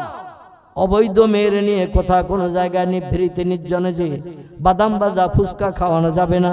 তবে বিবাহিতা স্ত্রী যদি হয়, যেখানে ইচ্ছা সেখানে নিয়ে যেতে পারবেন, শরীয়তে বাধা নাই। কিন্তু এখন বিয়ে কেউ করতে চায় না, বিয়ের আগে কিছুদিন একটু খেলে নেওয়ার চেষ্টা করে। জোরে বলুন একটু নাউজুবিল্লাহ। আমার ভাইরা খুব ভালো করে বুঝবেন, আল্লাহর পয়গম্বর মুহাম্মদ রাসূলুল্লাহ তিরমিজি শরীফের হাদিসে জানিয়েছেন, কোন ব্যক্তি যখন তাকবীর তাহরিমা বেঁধে নামাজে দাঁড়িয়ে গেল, ইমাম সাহেব সূরা কেরাত শেষ করলো, আলহামদুলিল্লাহ সূরা তো প্রথমেই পড়তে হবে, কারণ সূরা ফাতিহা ছাড়া নামাজ আল্লাহর দরবারে গ্রহণীয় হবে না।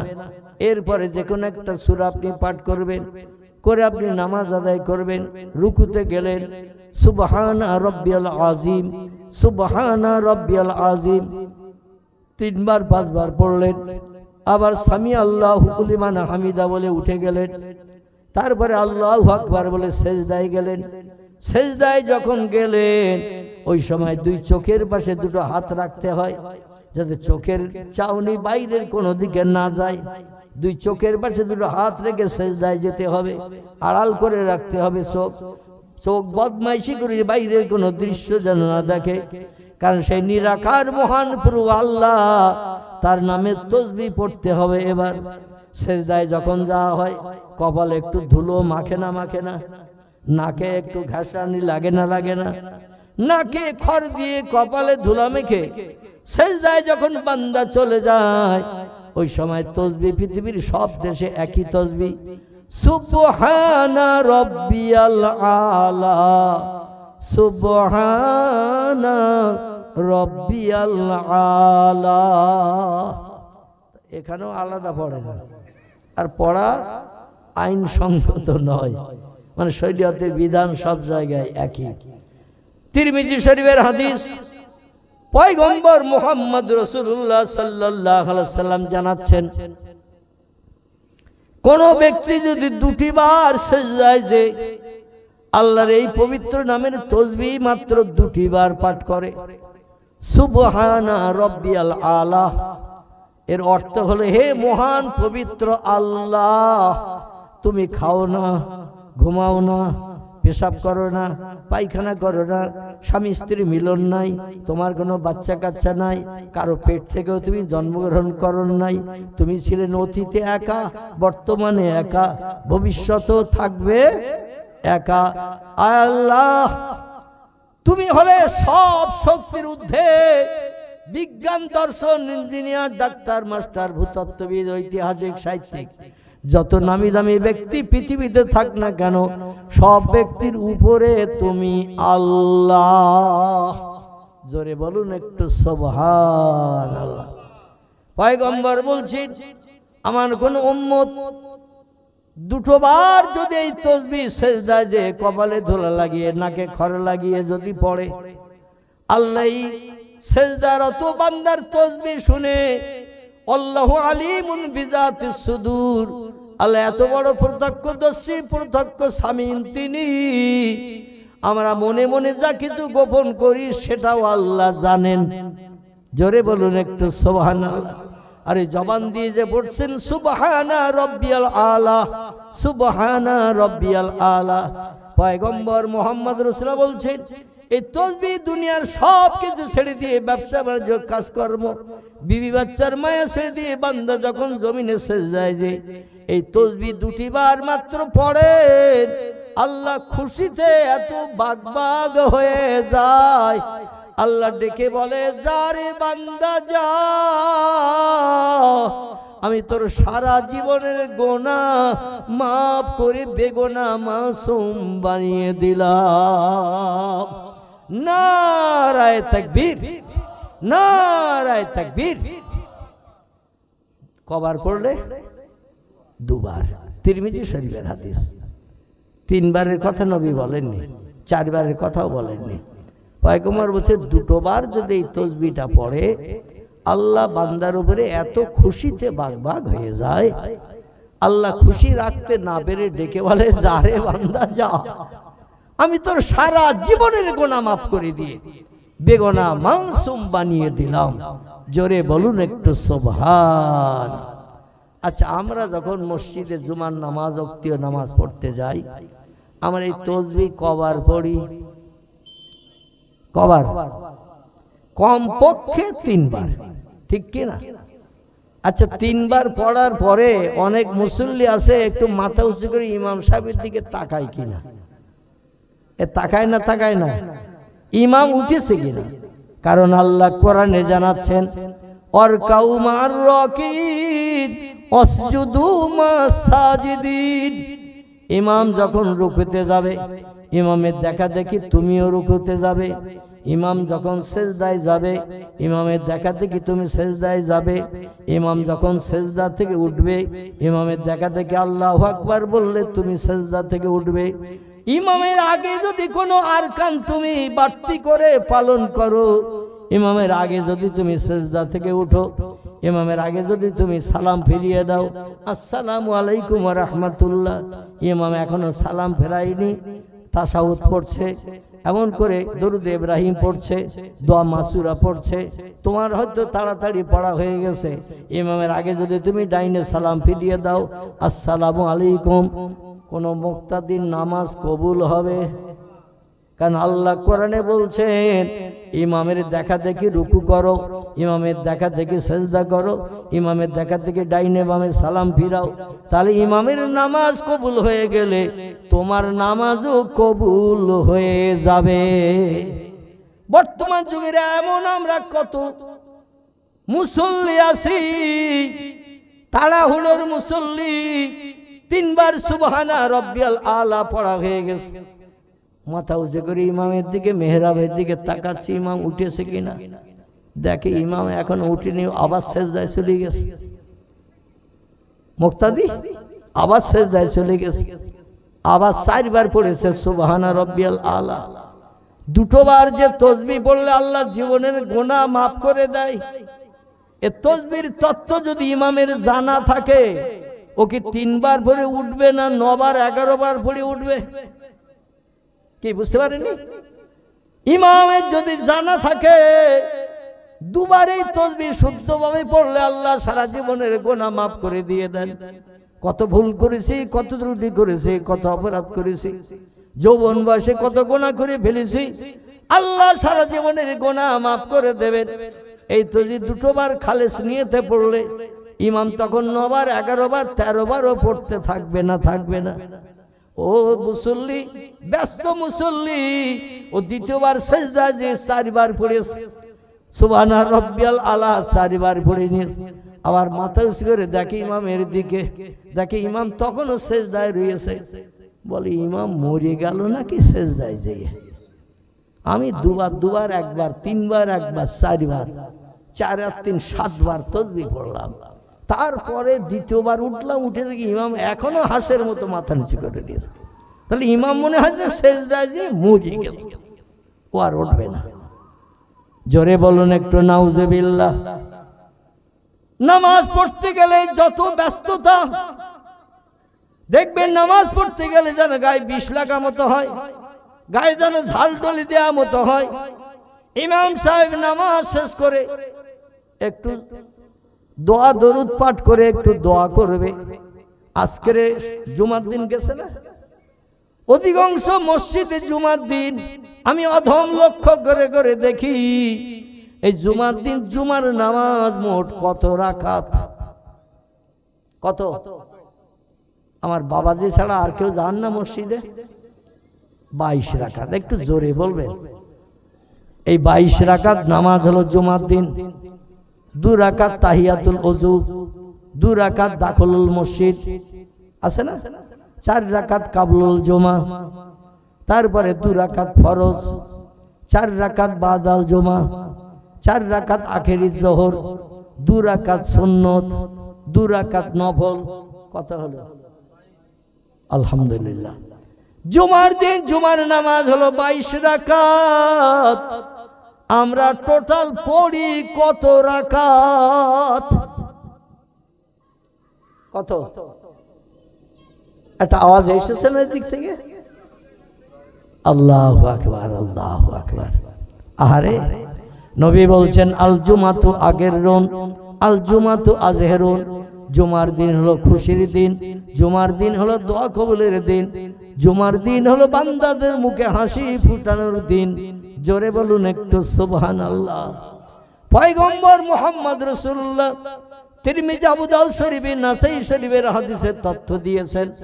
আল্লাহ নবী বলছেন মেহরাবের ভিতরে ইমাম সাহেবের যে জুমার দিন বসা থেকে নিয়ে ইমাম সাহেবের উঠে আসা পর্যন্ত আল্লাহ রহমতের দরজা বন্ধ রাখে না। জুমার দিন আল্লাহ পাক রহমতের দরজা ইমামের নামাজ শেষ করে উঠে আসা পর্যন্ত খুলে দিয়ে রাখেন। আর আল্লাহ নবী বলছেন কারো কিছু যদি চাওয়ার থাকে, কারো কিছু যদি পাওয়ার থাকে, কারো জীবনের কোনো শখ যদি থাকে, ইমাম সাহেবের বসে থাকা অবস্থায় আল্লাহর কাছে হাত পেতে দোয়া করো।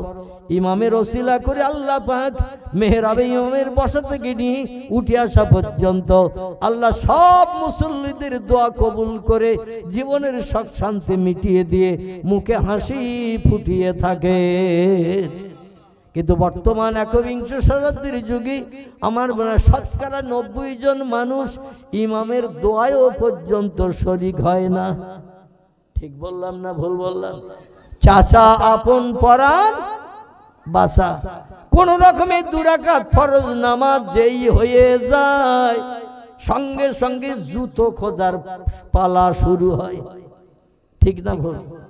যদি একটু বাদাল জুমা, আখেরি জোহর, জুমা সুন্নত যদি পড়তে যাই, সময় একটু লেট হবে, বাইরে বেরিয়ে দেখবো আমার জুতো আর নাই।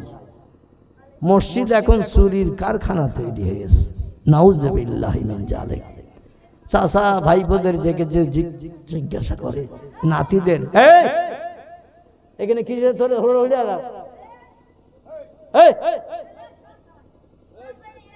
শয়তানেরা।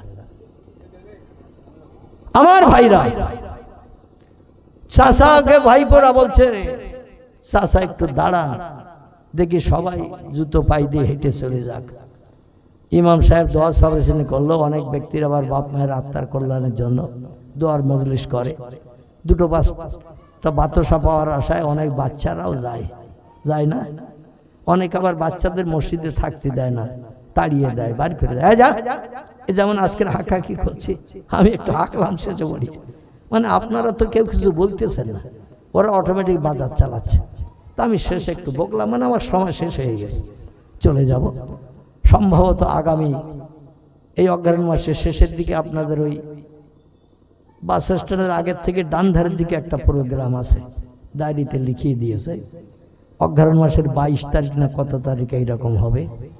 আল্লাহ অধমকে হায়াতে বাঁচিয়ে রাখলে, চারি চক্ষের মিলন ঘটালে আবার সেখানে কিছু আলোকপাত করব। দেখতে দেখতে আমার সময় শেষের দিকে এসে গেছে। যাই হোক, পরবর্তী বক্তা যিনি আছেন তাকে আপনারা নিয়ে আসার জন্য প্রস্তুতি নেবেন। আমি যেটা বলতে চাচ্ছিলাম সেটি হলো এই, দাদারে দাঁড় করিয়ে রেখেছে, আর ছোট ছোট বাচ্চারা বাচ্চারা যা পেল, সব দিন পায় না, মাঝে মধ্যে সব রেশানি হলে পায়, ওই আশায় ওরা আসে। তা ওদের তাড়িয়ে দেবেন না, কারণ আপনি আমি যখন থাকবে না মসজিদ আবাদ করবে ওরাই, ঠিক কি না? এই জন্য ওরা নামাজ পড়তে আসছে, এটা হলো সৌভাগ্য। আমরা তো যাই না, আমরা তো নামাজের ধার ধারি না, কিন্তু এই বাচ্চারা বাচ্চাবেলা থেকে নামাজ যদি পড়া শুরু করে, ওরা ভবিষ্যতে পাক্কা নামাজি হয়ে যাবে।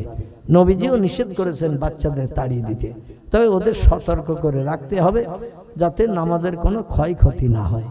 আমি যেটা বলছিলাম সেটি হলো এই, সবাই জুতো নিয়ে যখন চলে গেল, দেখা গেল দুটো জুতো আছে, তবে ফিতে ছেঁড়া, দড়ি বাঁধা। যে দুটো আছে ফিতে ছেঁড়া, দড়ি বাঁধা। ভাইপোরা তখন ডেকে বলছে, চাচা এই দুটোই তো আছে, এই দুটো বোধহয় তোমার। বলে, গতকালকে তোর বড় চাচা আমার অজান্তা মুগুর মার্কা ডিপি সোল জুতো এস্টামলা নতুন কিনে দিয়েছে। আমি সেই পুরনো দুটোই পাই দিয়ে আসতে চাচ্ছিলাম, বৌমারা কিছুই বললো, ছাড়লো না, বলো কবে কুটুম বাড়ি যাবে তাই নতুন জুতো পাই দেবে। আজকের জুমার দিন, শুক্রবারের দিন, রহমতের দিন, করুণার দিন, মসজিদে এই নতুন জুতো পরে যাও। তো আমি নতুন পরে, ভাইপোরা বলছে, চাচা তুমি ভুল বলছো, বাড়ি যেয়ে দেখো নতুন দুটো আছে, আর এই ছেঁড়া দুটো তুমি নিয়ে এসেছো। বাড়ি যেয়ে দেখে সেই নতুন দুটোই রয়েছে, আছে তো নাকি? যেয়ে দেখে আর দুটো ছেঁড়া রয়েছে, আর দুটো ছেঁড়া পাই দিয়ে গেছে। চাচা তখন চিন্তা ভাবনা করছে, এই জুতোর উসল উঠবে কি করে। বৌমারা বলছে, সামনে শুক্রবারের দিন 2 রাকাত ফরজ নামাজ হয়ে যেই সালাম ফিরাবে, তুমি দোয়াও আর শরীক হবে না। টোটাল বেরিয়ে চলে এসে যে দুটো ইসলামওয়ালা, কার হয় হোক দেখার দরকার নাই, ওই দুটো পাই দিয়ে চলে আসবে। সেদিন আর মোনাজাতও শরীক হওয়ার সুযোগ হলো না। হায় রে মুসলমান, মসজিদ পর্যন্ত মসজিদের কোটি টাকা চুরি হচ্ছে, মাইক্রোফোন চুরি করে নিয়ে যাচ্ছে, মসজিদের জায়নামাজ পাটিও পর্যন্ত চুরি হচ্ছে। কি বিধর্মীরা আসে বলে মনে হয়? ওরা ভয় করে, ওরা ভয় করে, ওরা ইবাদতের ঘর মসজিদের ধারে পাশে আসে না, বাইরে থেকে ওরা একটু তাকিয়ে দেখে। আর আমার মুসলমানের ছেলেরা মসজিদের পাশ দিয়ে যায়, জীবনে তো ঢোকে না, একটু তাকিয়েও ভিতরটা দেখে না। নাউযুবিল্লাহি মিন জালিক।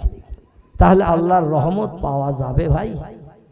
আল্লাহর দয়া করুণা পাওয়া যাবে? কোনোদিন পাওয়া সম্ভবপর নয়। আল্লাহকে আগে রাজি করতে হবে। তাহাজ্জুদ পড়ুন, রাতের গভীরে ঘুম হারাম করুন, বিবি বাচ্চার মায়া ছাড়ুন, শান্তির সদ্যা বিছানায় লাথি মারুন। রাতের গভীরের নামাজটা আল্লাহর কাছে অতি মর্যাদাবান, অতি উন্নত।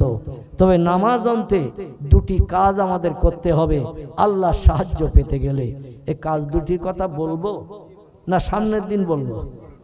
আপনারা তো চালাক শ্রোতা দেখছি, আজকে সব শুনে নেবেন। আল্লাহু আকবার। শোনা ভালো, তবে আমল করতে হবে তার সঙ্গে। আল্লাহ কোরআনে বলছেন, বিসমিল্লাহির রহমানির রহিম, ফালিয়াদহাকু কালিলাও ওয়ালিয়াবকু কাসীরা। ও বান্দা বান্দিরা, 2টি কাজ যদি তোমরা আমল দিতে পারো, আমি আল্লাহ আমারে রাজি করতে তাড়াতাড়ি পেরে যাবে, যেটা চাইবে সেটা পাবে। কোনো সমস্যার সমাধানের জন্য মেম্বারের কাছে যেতে হবে না, প্রধানের কাছে যেতে হবে না, এমএলএর কাছে দরখাস্ত দিতে হবে না, থানার ওসিরে মিনাখা থানার ওসিরে বস করতে হবে না। আমি আল্লাহ তোমাদের জন্য এনাফ, তোমাদের জন্য যথেষ্ট হয়ে যাব। জোরে বলুন একটু সুবহানাল্লাহ। কাজ দুটি কি কি শুনুন। আল্লাহ বলছেন ফালিয়াদহাকু কালিলা, পৃথিবীতে যতদিন বাঁচবে হাসি তামাশা একটু কম কম করে করবে। ওয়ালিয়াবকু কাসীরা, আর চোখের পানি আমার কাছে রাতের নিভৃতে সব সৃষ্টি যখন দেহের ক্লান্তি দূর করার জন্য বিশ্রামে যাবে, ঘুমিয়ে যাবে, ওই সময় আমার কাছে দুখানা হাত তুলে চোখের পানি একটু বেশি বেশি বেশি বেশি ফেলার চেষ্টা করবে বান্দা। এক ফোঁটা চোখের পানি জাহান্নামের আগুন দপ করে নিভে যাবে। জোরে বলুন একটু সুবহানাল্লাহ। জাহান্নামের পানি কিছুতে, জাহান্নামের আগুন কিছুতেই নিভবে না। নবী বলছেন দুটি ফোঁটা আল্লাহর কাছে বড় প্রিয়। এই দুটি ফোঁটার একটি ফোঁটা যদি জাহান্নামের আগুনে নিক্ষেপ করা হয়, কোটি কোটি মাইল লম্বা, কোটি কোটি মাইল চওড়া, যার এরিয়ার কোনো শেষ নাই। আর হাসরের মাঠের দিকে জাহান্নাম ঝমঝম ঝমঝম ঝমঝম আওয়াজ করতে করতে গিয়ে আসবে। 70,000 করে ফেরেশতা জাহান্নামকে শিকল ধরে টেনে রাখবে। এক একটা শিকলে ধরবে 70,000 করে ফেরেশতা, হাজার হাজার শিকলে ফেরেশতারা ধরে টানবে। মানুষের গায়ের দেহের ক্ষমতা যতটা, আল্লাহর একজন কম দরজার ফেরেশতার গায়ে 70 জন যুবকের ক্ষমতার মতো ক্ষমতা। জোরে বলুন একটু সুবহানাল্লাহ। পয়গম্বর মুহাম্মদ রাসূলুল্লাহ বলছেন আল্লাহর 70 জন ফেরেশতার গায়ে যেমন ক্ষমতা, আল্লাহ আমি অধম মুহাম্মদ রাসূলুল্লাহ আমার গায়ে ক্ষমতা দিয়েছিলেন তেমন। কিন্তু আমি ক্ষমতার কোনো প্রয়োগ করি নাই, ক্ষমতা ব্যবহার করি নাই। ক্ষমতা যদি ব্যবহার করতাম পৃথিবীর কোনো মানুষ আমার সঙ্গে পাল্লা দিয়ে জয়ী হতে পারত না। কারণ আল্লাহ একটি মর্যাদা সম্মান আমার দিয়েছিলেন, ওমা আরসালনাকা ইল্লা রাহমাতাল লিল আলামিন। জোরে বলুন একটু আল্লাহু আকবার। আল্লাহ বলেন হাবিব গো, তোমার গায়ে 70 জন ফেরেশতার মতো ক্ষমতা দিয়েছি বলে ক্ষমতার অপব্যবহার করবে না, ক্ষমতা প্রয়োগ করবে না। তোমার নামের সার্টিফিকেট আরেকটা আমি দিয়েছি, তুমি হলে দয়ার সাগর, করুণার আধার। তোমার কাছ থেকে মানুষ দয়া পাবে, করুণা পাবে, রহমত পাবে, বরকত পাবে। এই জন্য তুমি সবসময় নরম দিলে আদর্শ দিয়ে পৃথিবীর মানুষকে বুঝাবে। ক্ষমতা প্রয়োগ করে ইসলামের জয় হবে না, বরং দয়া করুণা রহমত দেখালে ইসলামের জয় হবে। জোরে বলুন একটু সুবহানাল্লাহ। আল্লাহ বলেন পৃথিবীতে হাসো কম আর কাঁদো বেশি। আমি চৈতলের মুসলমান ভাইদের কাছে জিজ্ঞাসাবাদ করব, বর্তমানে আমাদের হাসি বেশি না কান্না বেশি? আমাদের বর্তমানে হাসি বেশি।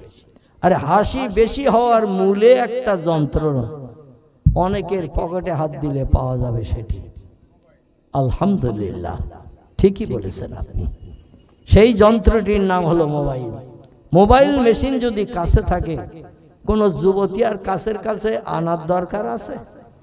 এখন সরাসরি ফটো মনের মানুষের দেখতে পাবেন, কেমন কথা বলছে, কেমন হাসছে, কপালে কটা টিপ, চোখে কেমন আই পালিশ, ঠোঁটে কেমন ঠোঁট পালিশ, সবগুলো এখন দেখতে পাওয়া যায় না। আপনাকে আর একা একা চলতে হবে না। আপনি মোবাইলে সঙ্গে সঙ্গে ফটোগ্রাফ করে নেবেন, তাকে বলবেন ফেসবুকে কিংবা সরাসরি মোবাইলে আমার সঙ্গে কথা বলো, সঙ্গে সঙ্গে দুইজনের সঙ্গে অ্যাকশন চলবে। আর দেখবেন 6খানা করে 12খানা দাঁত তো কমপক্ষে, উপরে আরো বেশি দাঁত বেরিয়ে যাবে। মনের মানুষের যখন অবৈধ মনের মানুষ প্রেমিক প্রেমিকার সঙ্গে যখন মোবাইলে সরাসরি সাক্ষাৎ হবে, এরা হাসতে হাসতে কথা বলবে না, কাঁদতে কাঁদতে বলবে। দুনিয়ার যত হাসি এদের মুখে তখন চলবে। একে অপরকে খুশি করার জন্য কত অঙ্গ ভঙ্গি করে দেখাবে তার ঠিক ঠিকানা নাই। জোরে বলুন একটু নাউজুবিল্লাহ। এই মোবাইল মেশিনটা বিজ্ঞানী পরিকল্পনায় বার হওয়ার কারণে পৃথিবীতে মানুষের কান্না এখন প্রায় শেষের দিকে, শুধু হাসি আর হাসি, আনন্দ আর আনন্দ, ফুর্তি আর ফুর্তি। পয়গম্বর মুহাম্মদ রাসূলুল্লাহ সাল্লাল্লাহু আলাইহি সাল্লাম তিরমিজি আবু দাউদ শরীফের হাদিসে জানিয়ে দিয়েছেন, দুনিয়া হলো কান্নার জায়গা, হাসির জায়গা হলো আল্লাহর জান্নাত। পৃথিবীতে যত পারো কাঁদো, আল্লাহর জান্নাতে যখন যাবে কোটি কোটি কোটি কোটি বছর কোনো দুঃখ পেতে হবে না, কোনো ব্যথা পেতে হবে না, কোনো অভাব থাকবে না, কোনো যন্ত্রণা থাকবে না, রোগ বেমারি হবে না। এক একটা যুবক পুরুষকে পরিষেবা দেওয়ার জন্য আল্লাহ পাক রব্বুল আলামিন 70টা করে জান্নাতি হুর বরাদ্দ করে দেবেন। একটু চিল্লাই বলা যাবে কি সুবহানাল্লাহ? কটা? 70টা করে যুবতী হুর গেলেমান আল্লাহ বরাদ্দ করে দেবেন। কান্না হুন্না ইয়াকুত ওয়াল মারজান ফিহিন্না খায়রাতুন হিসান হুরুম মাকসুরাতুন ফিল খিয়াম। চিল্লায়ে বলুন আমিন। আল্লাহ কোরআনে সূরা রহমানের ভিতরে হুরেদের বর্ণনা করে দিয়েছেন। এই বর্ণনা যদি একবার বাংলা কোরআনের তরজমা আপনি পড়েন, বাংলা তরজমার কোরআন পড়েন, রাতের বেলার ঘুম হবে না, আনন্দে আত্মহারা হওয়ার কারণে। এই মেয়েদের বয়স করা হবে জান্নাতের ভিতরে 18 বছরের যুবতী। লক্ষ বছর পেরিয়ে গেল ওই যুবতী নারীর চেহারা 19 দেখাবে না, 17 দেখাবে না, একই কোয়ালিটির ফেস কাটিং থাকবে। জোরে বলুন একটু সুবহানাল্লাহ। আর জান্নাতি পুরুষ যারা জান্নাতে যাবে, 82 বছরের বুড়ো দুনিয়া থেকে মৃত্যুবরণ করেছে, 97 বছর কেউ বা বেঁচেছে, কেউ বা 72 বছর দুনিয়ায় বেঁচে দুনিয়া থেকে বিদায় নিয়েছেন। আল্লাহ কবর থেকে যে যেমন বয়সের আপনি মরেছেন তেমন বয়সের আপনাকে উঠানো হবে কবর থেকে, হাসরের মাঠে ওই বয়সের নিয়ে যাওয়া হবে। আমলনামা মিজানের দাড়ি পাল্লায় চাপানোর পরে ওয়াকিমুল ওয়াজনা বিল কিসতি ওয়ালা তুকসিরুল মিজান, সেখানে কোনো পক্ষপাতিত্ব করা হবে না। কে শেখ সৈয়দ পাঠান, কার চেহারা নায়ক মার্কা, আল্লাহ তারে বাড়তি ফ্যাসিলিটি দেবে না। আবার কে কয়লার মতো কালো ঠোঁট কাটা চোখ একটা কানা, আল্লাহ তারে বাড়তি বিপদেও ফেলবেন না। যে যেমন আমল নিয়ে যাবে আল্লাহ সূক্ষ্ম তুলা দণ্ডের বিচার করবেন। যে যেমনটা কর্ম করে যাবে তেমন কর্মের প্রতিদান তারে দেয়া হবে। তবে যে বয়সের মানুষ আপনি মারা যাবেন ওই বয়সের মানুষ করে হাসর উঠানো হবে। আপনার নসিব আমার নসিবে যদি আল্লাহ জান্নাত হালাল বানান, বলবেন ইজহাবিলাল জান্নাত। ও বান্দা, আমলনামার থলি তোমার ভালো, নেকির দিকে মনিকাটা ঝুঁকে গেছে, প্রেমিক বান্দা বান্দি হিসাবে সাব্যস্ত হয়েছো, ইজহাবিলাল জান্নাত, জান্নাতের দরজার দিকে গিয়ে যাও। আল্লাহর রহমতের ফেরেশতারা, দয়া করুণার ফেরেশতারা নতুন জামাইয়ের মতো কদর করে মহব্বত করে ভালোবেসে, যেদিন প্রথম ছেলে বিয়ে করতে আসে শালি শালারা বাড়ির দিকে নিয়ে যে অনেক আনন্দ ফুর্তি করে না করে না, ভালো যত্ন খাতির বিয়ের দিন জামাইরে করে না করে না, এমন যেমন করে তার থেকে কোটি কোটি গুণে বেশি যত্ন খাতির করবেন জান্নাতের হুর গেলে মানেরা। আল্লাহর রহমতের ফেরেশতারা সঙ্গে করিয়ে নতুন জামাইয়ের মতো জান্নাতের দরজায় নিয়ে চলে যাবে। যে বলে উদখুল বাবাকা ইয়াখি, এই দরজা দিয়ে ভিতরে ঢুকুন, এই দরজাটা আপনার জন্য বরাদ্দ। এখন জান্নাতের দরজা লক আপ করা লাগানো রয়েছে, দরজা আপনার খুলতে হবে। আল্লাহ নবী বলছেন আসসালাতু মিফতাহুল জান্নাহ, জান্নাতের দরজার চাবি হলো নামাজ, নামাজ, নামাজ। 5 ওয়াক্ত নামাজ দৈনন্দিন মসজিদে মর্যাদা আজান দেয়, 1 ওয়াক্তও শরীক হতে পারলাম না, নামাজ যদি আদায় না করি দরজার সামনে যে দরজার ঠেলা মারলে কি খুলবে? দরজা যদি টানাহেঁচড়া করেন খুলবে? আমার ভাইরা, দরজার সামনে দাঁড়িয়েছেন, জান্নাতের দরজার সামনে, গেট দেখে আনন্দে আত্মহারা। ভিতরে তাহলে আর কত দর্শনীয় জিনিস আছে আপনি চিন্তা ভাবনা করতে পারবেন না বাইরের থেকে। এই জান্নাতের দরজা যদি খুলতে হয় আমলের চাবি লাগবে, এই চাবিটির নাম হলো নামাজ।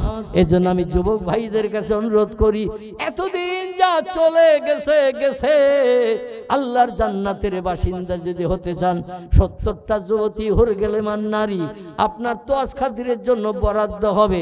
পরিসেবিকা হিসাবে দায়িত্ব পালন করবে। সেটা যদি নসিবে জুটাতে চান, যে কোনো জিনিস মনে মনে ধারণা করবেন, হুরগেলেমানরা খানচাই করে সেটা এনে আপনার সামনে বরাদ্দ করে দিয়ে দেবেন। আর বলেন কুলু কুলু ইয়া জাউজি, ও প্রাণের স্বামী, আপনার জন্য আল্লাহর তরফ থেকে বরাদ্দ হয়েছে। মনে মনে এইরকম জিনিস খাওয়ার ইচ্ছা করছিলেন। আল্লাহু আলিমুন বিজাতিস সুদূর, আল্লাহ বান্দার অন্তরের গোপন খবরও রাখেন। তাই আপনি মনে মনে চিন্তা করছেন এইরকম খাবার যদি একটা হতো ভালো হতো। আল্লাহতে আমাদের দিয়ে তোমার আপনার সামনে পরিবেশন করার দায়িত্ব পালন করেছেন। যত পারেন খাবেন, পয়সা দিয়ে কিনতে হবে না, বাজারে যে বাজার করতে হবে না, মেয়েদের দিয়ে রান্না করতে হবে না। আল্লাহ শুধু বলবেন কুন ফায়াকুন, সঙ্গে সঙ্গে সেটা হয়ে যাবে। জোরে বলুন একটু সুবহানাল্লাহ। যত পারেন পেট ভরে খাবেন, ফ্রি পয়সার মাল। সলিমউদ্দিন চাচা যদি বড় লোক থাকে, 3টি ইট ভাটা রয়েছে, 4টে বড় বড় জলকার রয়েছে, 5টা বাস রয়েছে, কথার কথা বলছি, 5টা বাস রয়েছে, কোটি কোটি টাকা ব্যাংক ব্যালেন্স রয়েছে, মালঞ্চ বাজারে কাপড়ের দোকান 3খানা বড় বড় দোকান, আবরণী আছে না, এইরকম বড় বড় দোকান 3টে রয়েছে। এইরকম একটা লোক যদি মারা যায়, ও লোকের ধরুন 3টে কি 4টে ছেলে আছে, তারা 4 ভাই মিলে বলল, বাপ বড় লোক, জায়গা জমি ব্যাংক ব্যালেন্স, দোকানপাট আমাদের জন্য রেখে গেছে, খানাটা ছোট করলে লোকের কাছে বদনাম শুনতে হবে, খানাটা একটু বড় করা হোক। বলে কিভাবে কি করা হবে? বলে সকাল 10টা থেকে খাওয়া শুরু, সন্ধ্যা পর্যন্ত একটা না খেতে দেয়া হবে, যে যত পারে খাক, খাওয়ায় কোনো বাধা বিঘ্ন নাই। চালাক লোক যারা আছে, ফার্স্ট হবে একবার যেয়ে বসবে, মাঝখানের দিকে আর একবার খাবে, শেষ বেলার দিকে যখন লাস্ট সব দেবে মগরিবের সময়, আর একবার বসে কিছুটা খেয়ে নেবে। খেয়ে হাউ হাউ করতে করতে বাড়ি যখন গেল, বিবি বলছে রাত 9টা বেজে গেছে, খেয়ে দিয়ে সব সারাদিন কাজকর্মে ব্যস্ত ছিলাম। স্বামী বলছে কাল দুপুর পর্যন্ত আর লাগবে না। বলে রাত্রি নাই, না খাও না খাওয়া, তো কাল দুপুর পর্যন্ত লাগবে না। বলছে চাচার খানা 3বার অ্যাকশন করেছি। প্রথম সবে একবার বইছি, দুপুর বেলার দিকে আর একবার বইছি, আর শেষ সবে আর একবার বইছি। কেউ আমারে বারণও করেনি, নিষেধ করেনি যে তুমি একবার খেয়েছো কি 2বার খেয়েছো, আর খেয়েও না। মানে যে যত পেরেছে টেনেছে। এই জন্য আমিও 3বার অ্যাকশন করতে ভুল করিনি। কাল দুপুর পর্যন্ত লাগবে না। এই যে দুনিয়ায় এরকম বড় খানা টানা হলে মানুষ 1বার 2বার 3বার খেলেও কেউ ধরতে পারে না। জান্নাতের ভিতরে আপনি বিনা পয়সায়, বিনা বাজারে, বিনা রান্নায় ভালো ভালো তোহফা, গিফট, অনুদান আল্লাহ আপনার জন্য বরাদ্দ করবেন। যত পারবেন খাবেন। হোটেলে খেলে পয়সা দিয়ে ফিরতে হবে না, হবে না। আল্লাহর জান্নাতে কোনো পয়সার বালাই নাই। তবে আল্লাহর কি অফুরন্ত রহমত। এখন উপরের দরজা দিয়ে আমরা এই দুনিয়ায় খাই, পিছনের দরজা দিয়ে আবার বার করতে হয়তো নাকি। জান্নাতে ওটাও লাগবে না। টোটাল 8খানা জান্নাতের ভিতরে একটাও পেশাব ঘর নাই, একটাও পায়খানা ঘর নাই। টোটাল জান্নাত হলো পবিত্র। জোরে বলুন একটু সুবহান। এখন এত খাওয়া খাচ্ছেন বিনা পয়সার খাওয়ার জান্নাতের ভিতরে, আবার জান্নাতে থাকবেন কোটি কোটি বছর ধরে, তাহলে আপনার খাদ্যগুলো কি হবে? আল্লাহ বলেন একটা নমুনা পৃথিবীতে দিয়েছি, ওই নমুনার দিকে লক্ষ্য করো, খেয়াল করো, তাহলে আমার জান্নাতের ভিতরে পেশাবের দরকার হবে না, পায়খানার দরকার হবে না, এই নিয়ে কোনো চিন্তা ভাবনা করতে হবে না। নমুনাটা হলো এই, পরবর্তী বক্তা এসে গেছেন, আলোচনা রাখবেন, আমি শুধু নমুনাটা বলি, বক্তৃতার রীতি টানবো। সেটি হলো এই, আল্লাহ যে দুনিয়ায় একটু লক্ষ্য করো, খেয়াল করো, মায়ের পেটে যখন বাচ্চা আসে, বাচ্চা ওই বাচ্চাটা 9 মাস 10 দিন কোনো খাবার খায় না, মায়ের পেটে একদিনও পেশাব করে না, মায়ের পেটে একদিনও পায়খানা করে না, কিন্তু ওই বাচ্চা কি অসুস্থ থাকে নাকি? না খেয়ে ওই বাচ্চা মায়ের নাড়ির মাধ্যম দিয়ে খায়, কিন্তু তার পেশাব হয় না, পায়খানা হয় না, মায়ের পেট নোংরা করে না। আল্লাহ যেভাবে খাইয়ে তারে হজম করায়, ওই রকম ভাবে জান্নাতের ভিতরেও আমরা খেলে মাঝে মাঝে একটু হাই উঠবে, একটু ঢেকুর উঠবে, সঙ্গে সঙ্গে খাবারগুলো হজম হয়ে যাবে, পেশাব পায়খানার দরকার হবে না। মায়ের পেটের বাচ্চার যেমন দরকার হয় না। ওমা আলাইনা ইল্লাল বালাগ। আমার বক্তৃতার মাধ্যম দিয়ে যদি কারো অন্তরে ব্যথা দুঃখ আঘাত লেগে থাকে, ভাই সন্তান হিসাবে ক্ষমার চোখে দেখবেন। আমি অধম দীর্ঘ 4 বছর কঠিন রোগে আক্রান্ত ছিলাম। গত 2024-এর 18 জানুয়ারি কলকাতা আরএনটেগর হসপিটালে অপারেশনের পর থেকে 1 বছর ঘরের ভিতরে আবদ্ধ ছিলাম ডাক্তারের নির্দেশ মেনে। কারণ ইনফেকশন হওয়ার ভয় দেখিয়েছিল ডাক্তার, বলেছিল ইনফেকশন হলে কিন্তু আর বাঁচানো যাবে না। যাই হোক, 1 বছর পরে আবার একটু বাইরে বেরোনোর সুযোগ পেয়েছি। আল্লাহ কবরের যাত্রীকে এখন চেয়ারে বসার সুযোগ দিয়েছেন। গ্রামের 98% মানুষের ধারণা ছিল আমি অধম আর বাঁচব না। আমারও নিজেরও ধারণা ছিল আমি আর বাঁচব না। বর্তমান আমার ওজন এখন 59-59.5 কেজি। ডায়ালিসিস চলেছে 3.5 বছর। ওজন ছিল তখন 45.5 কেজি, মানে শুধু চামড়ার সঙ্গে হাড়ের সঙ্গে লেগেছিল।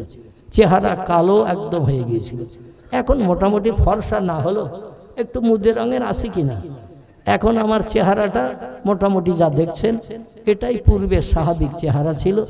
মাঝখানে যখন ডায়ালিসিস চলেছে আমি কালো ভূত মতো হয়ে গিয়েছিলাম, হাড়ের সঙ্গে শুধু চামড়া লেগেছিল।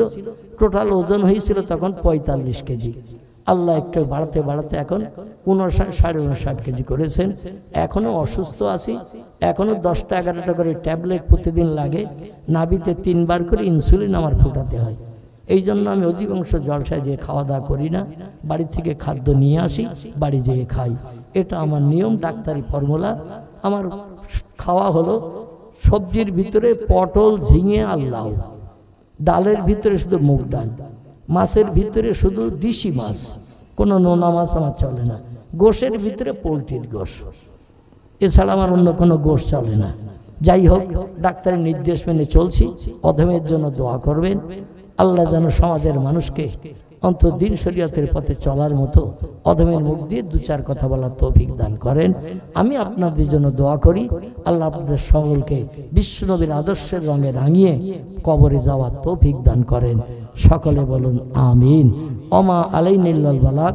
উচ্চ রবে প্রাণ ভরে মহব্বতে দরুদ শরীফ। আর একটা কথা বলবো, শেষ দোয়া না করে কেউ যেন উঠবেন না। যাদের পেশাব লাগবে তাদের একটু ছাড় আছে 5 মিনিটের জন্য, তবে ওই পেশাব করার নাম করে বাড়ি যেয়ে যেন কম্বল মুড়ি দেবেন না। বাংলা একটা প্রবাদ আছে, শেষ ভালো যার সব ভালো তার। এই জন্য আজকের আপনাদের অক্লান্ত পরিশ্রমের ফসল এই বেহেশতের বাগান। অর্থ দিয়েছেন, কথা দিয়েছেন, জায়গা দিয়েছেন, শ্রম দিয়েছেন, বিভিন্ন দিক দিয়ে সাহায্য সহযোগিতা করেছেন। বাপ চলে গেছে কারো, মা চলে গেছে কারো, দাদা দাদি, আপনজন, আত্মীয় স্বজন যারা এই পৃথিবীর মোহমায়া ছেড়ে চলে গেছেন, তাদের আত্মার কল্যাণে আমার পরবর্তী বক্তা দোয়া করবেন। আমি আর এখন আর দোয়া করে সময় নষ্ট করতে চাইছি না। শেষ দোয়ায় সকলে শরীক হয়ে যাবেন। রাজি আছেন তো সকলে? আল্লাহ মোহাব্বতে দরুদ শরীফ। আল্লাহুম্মা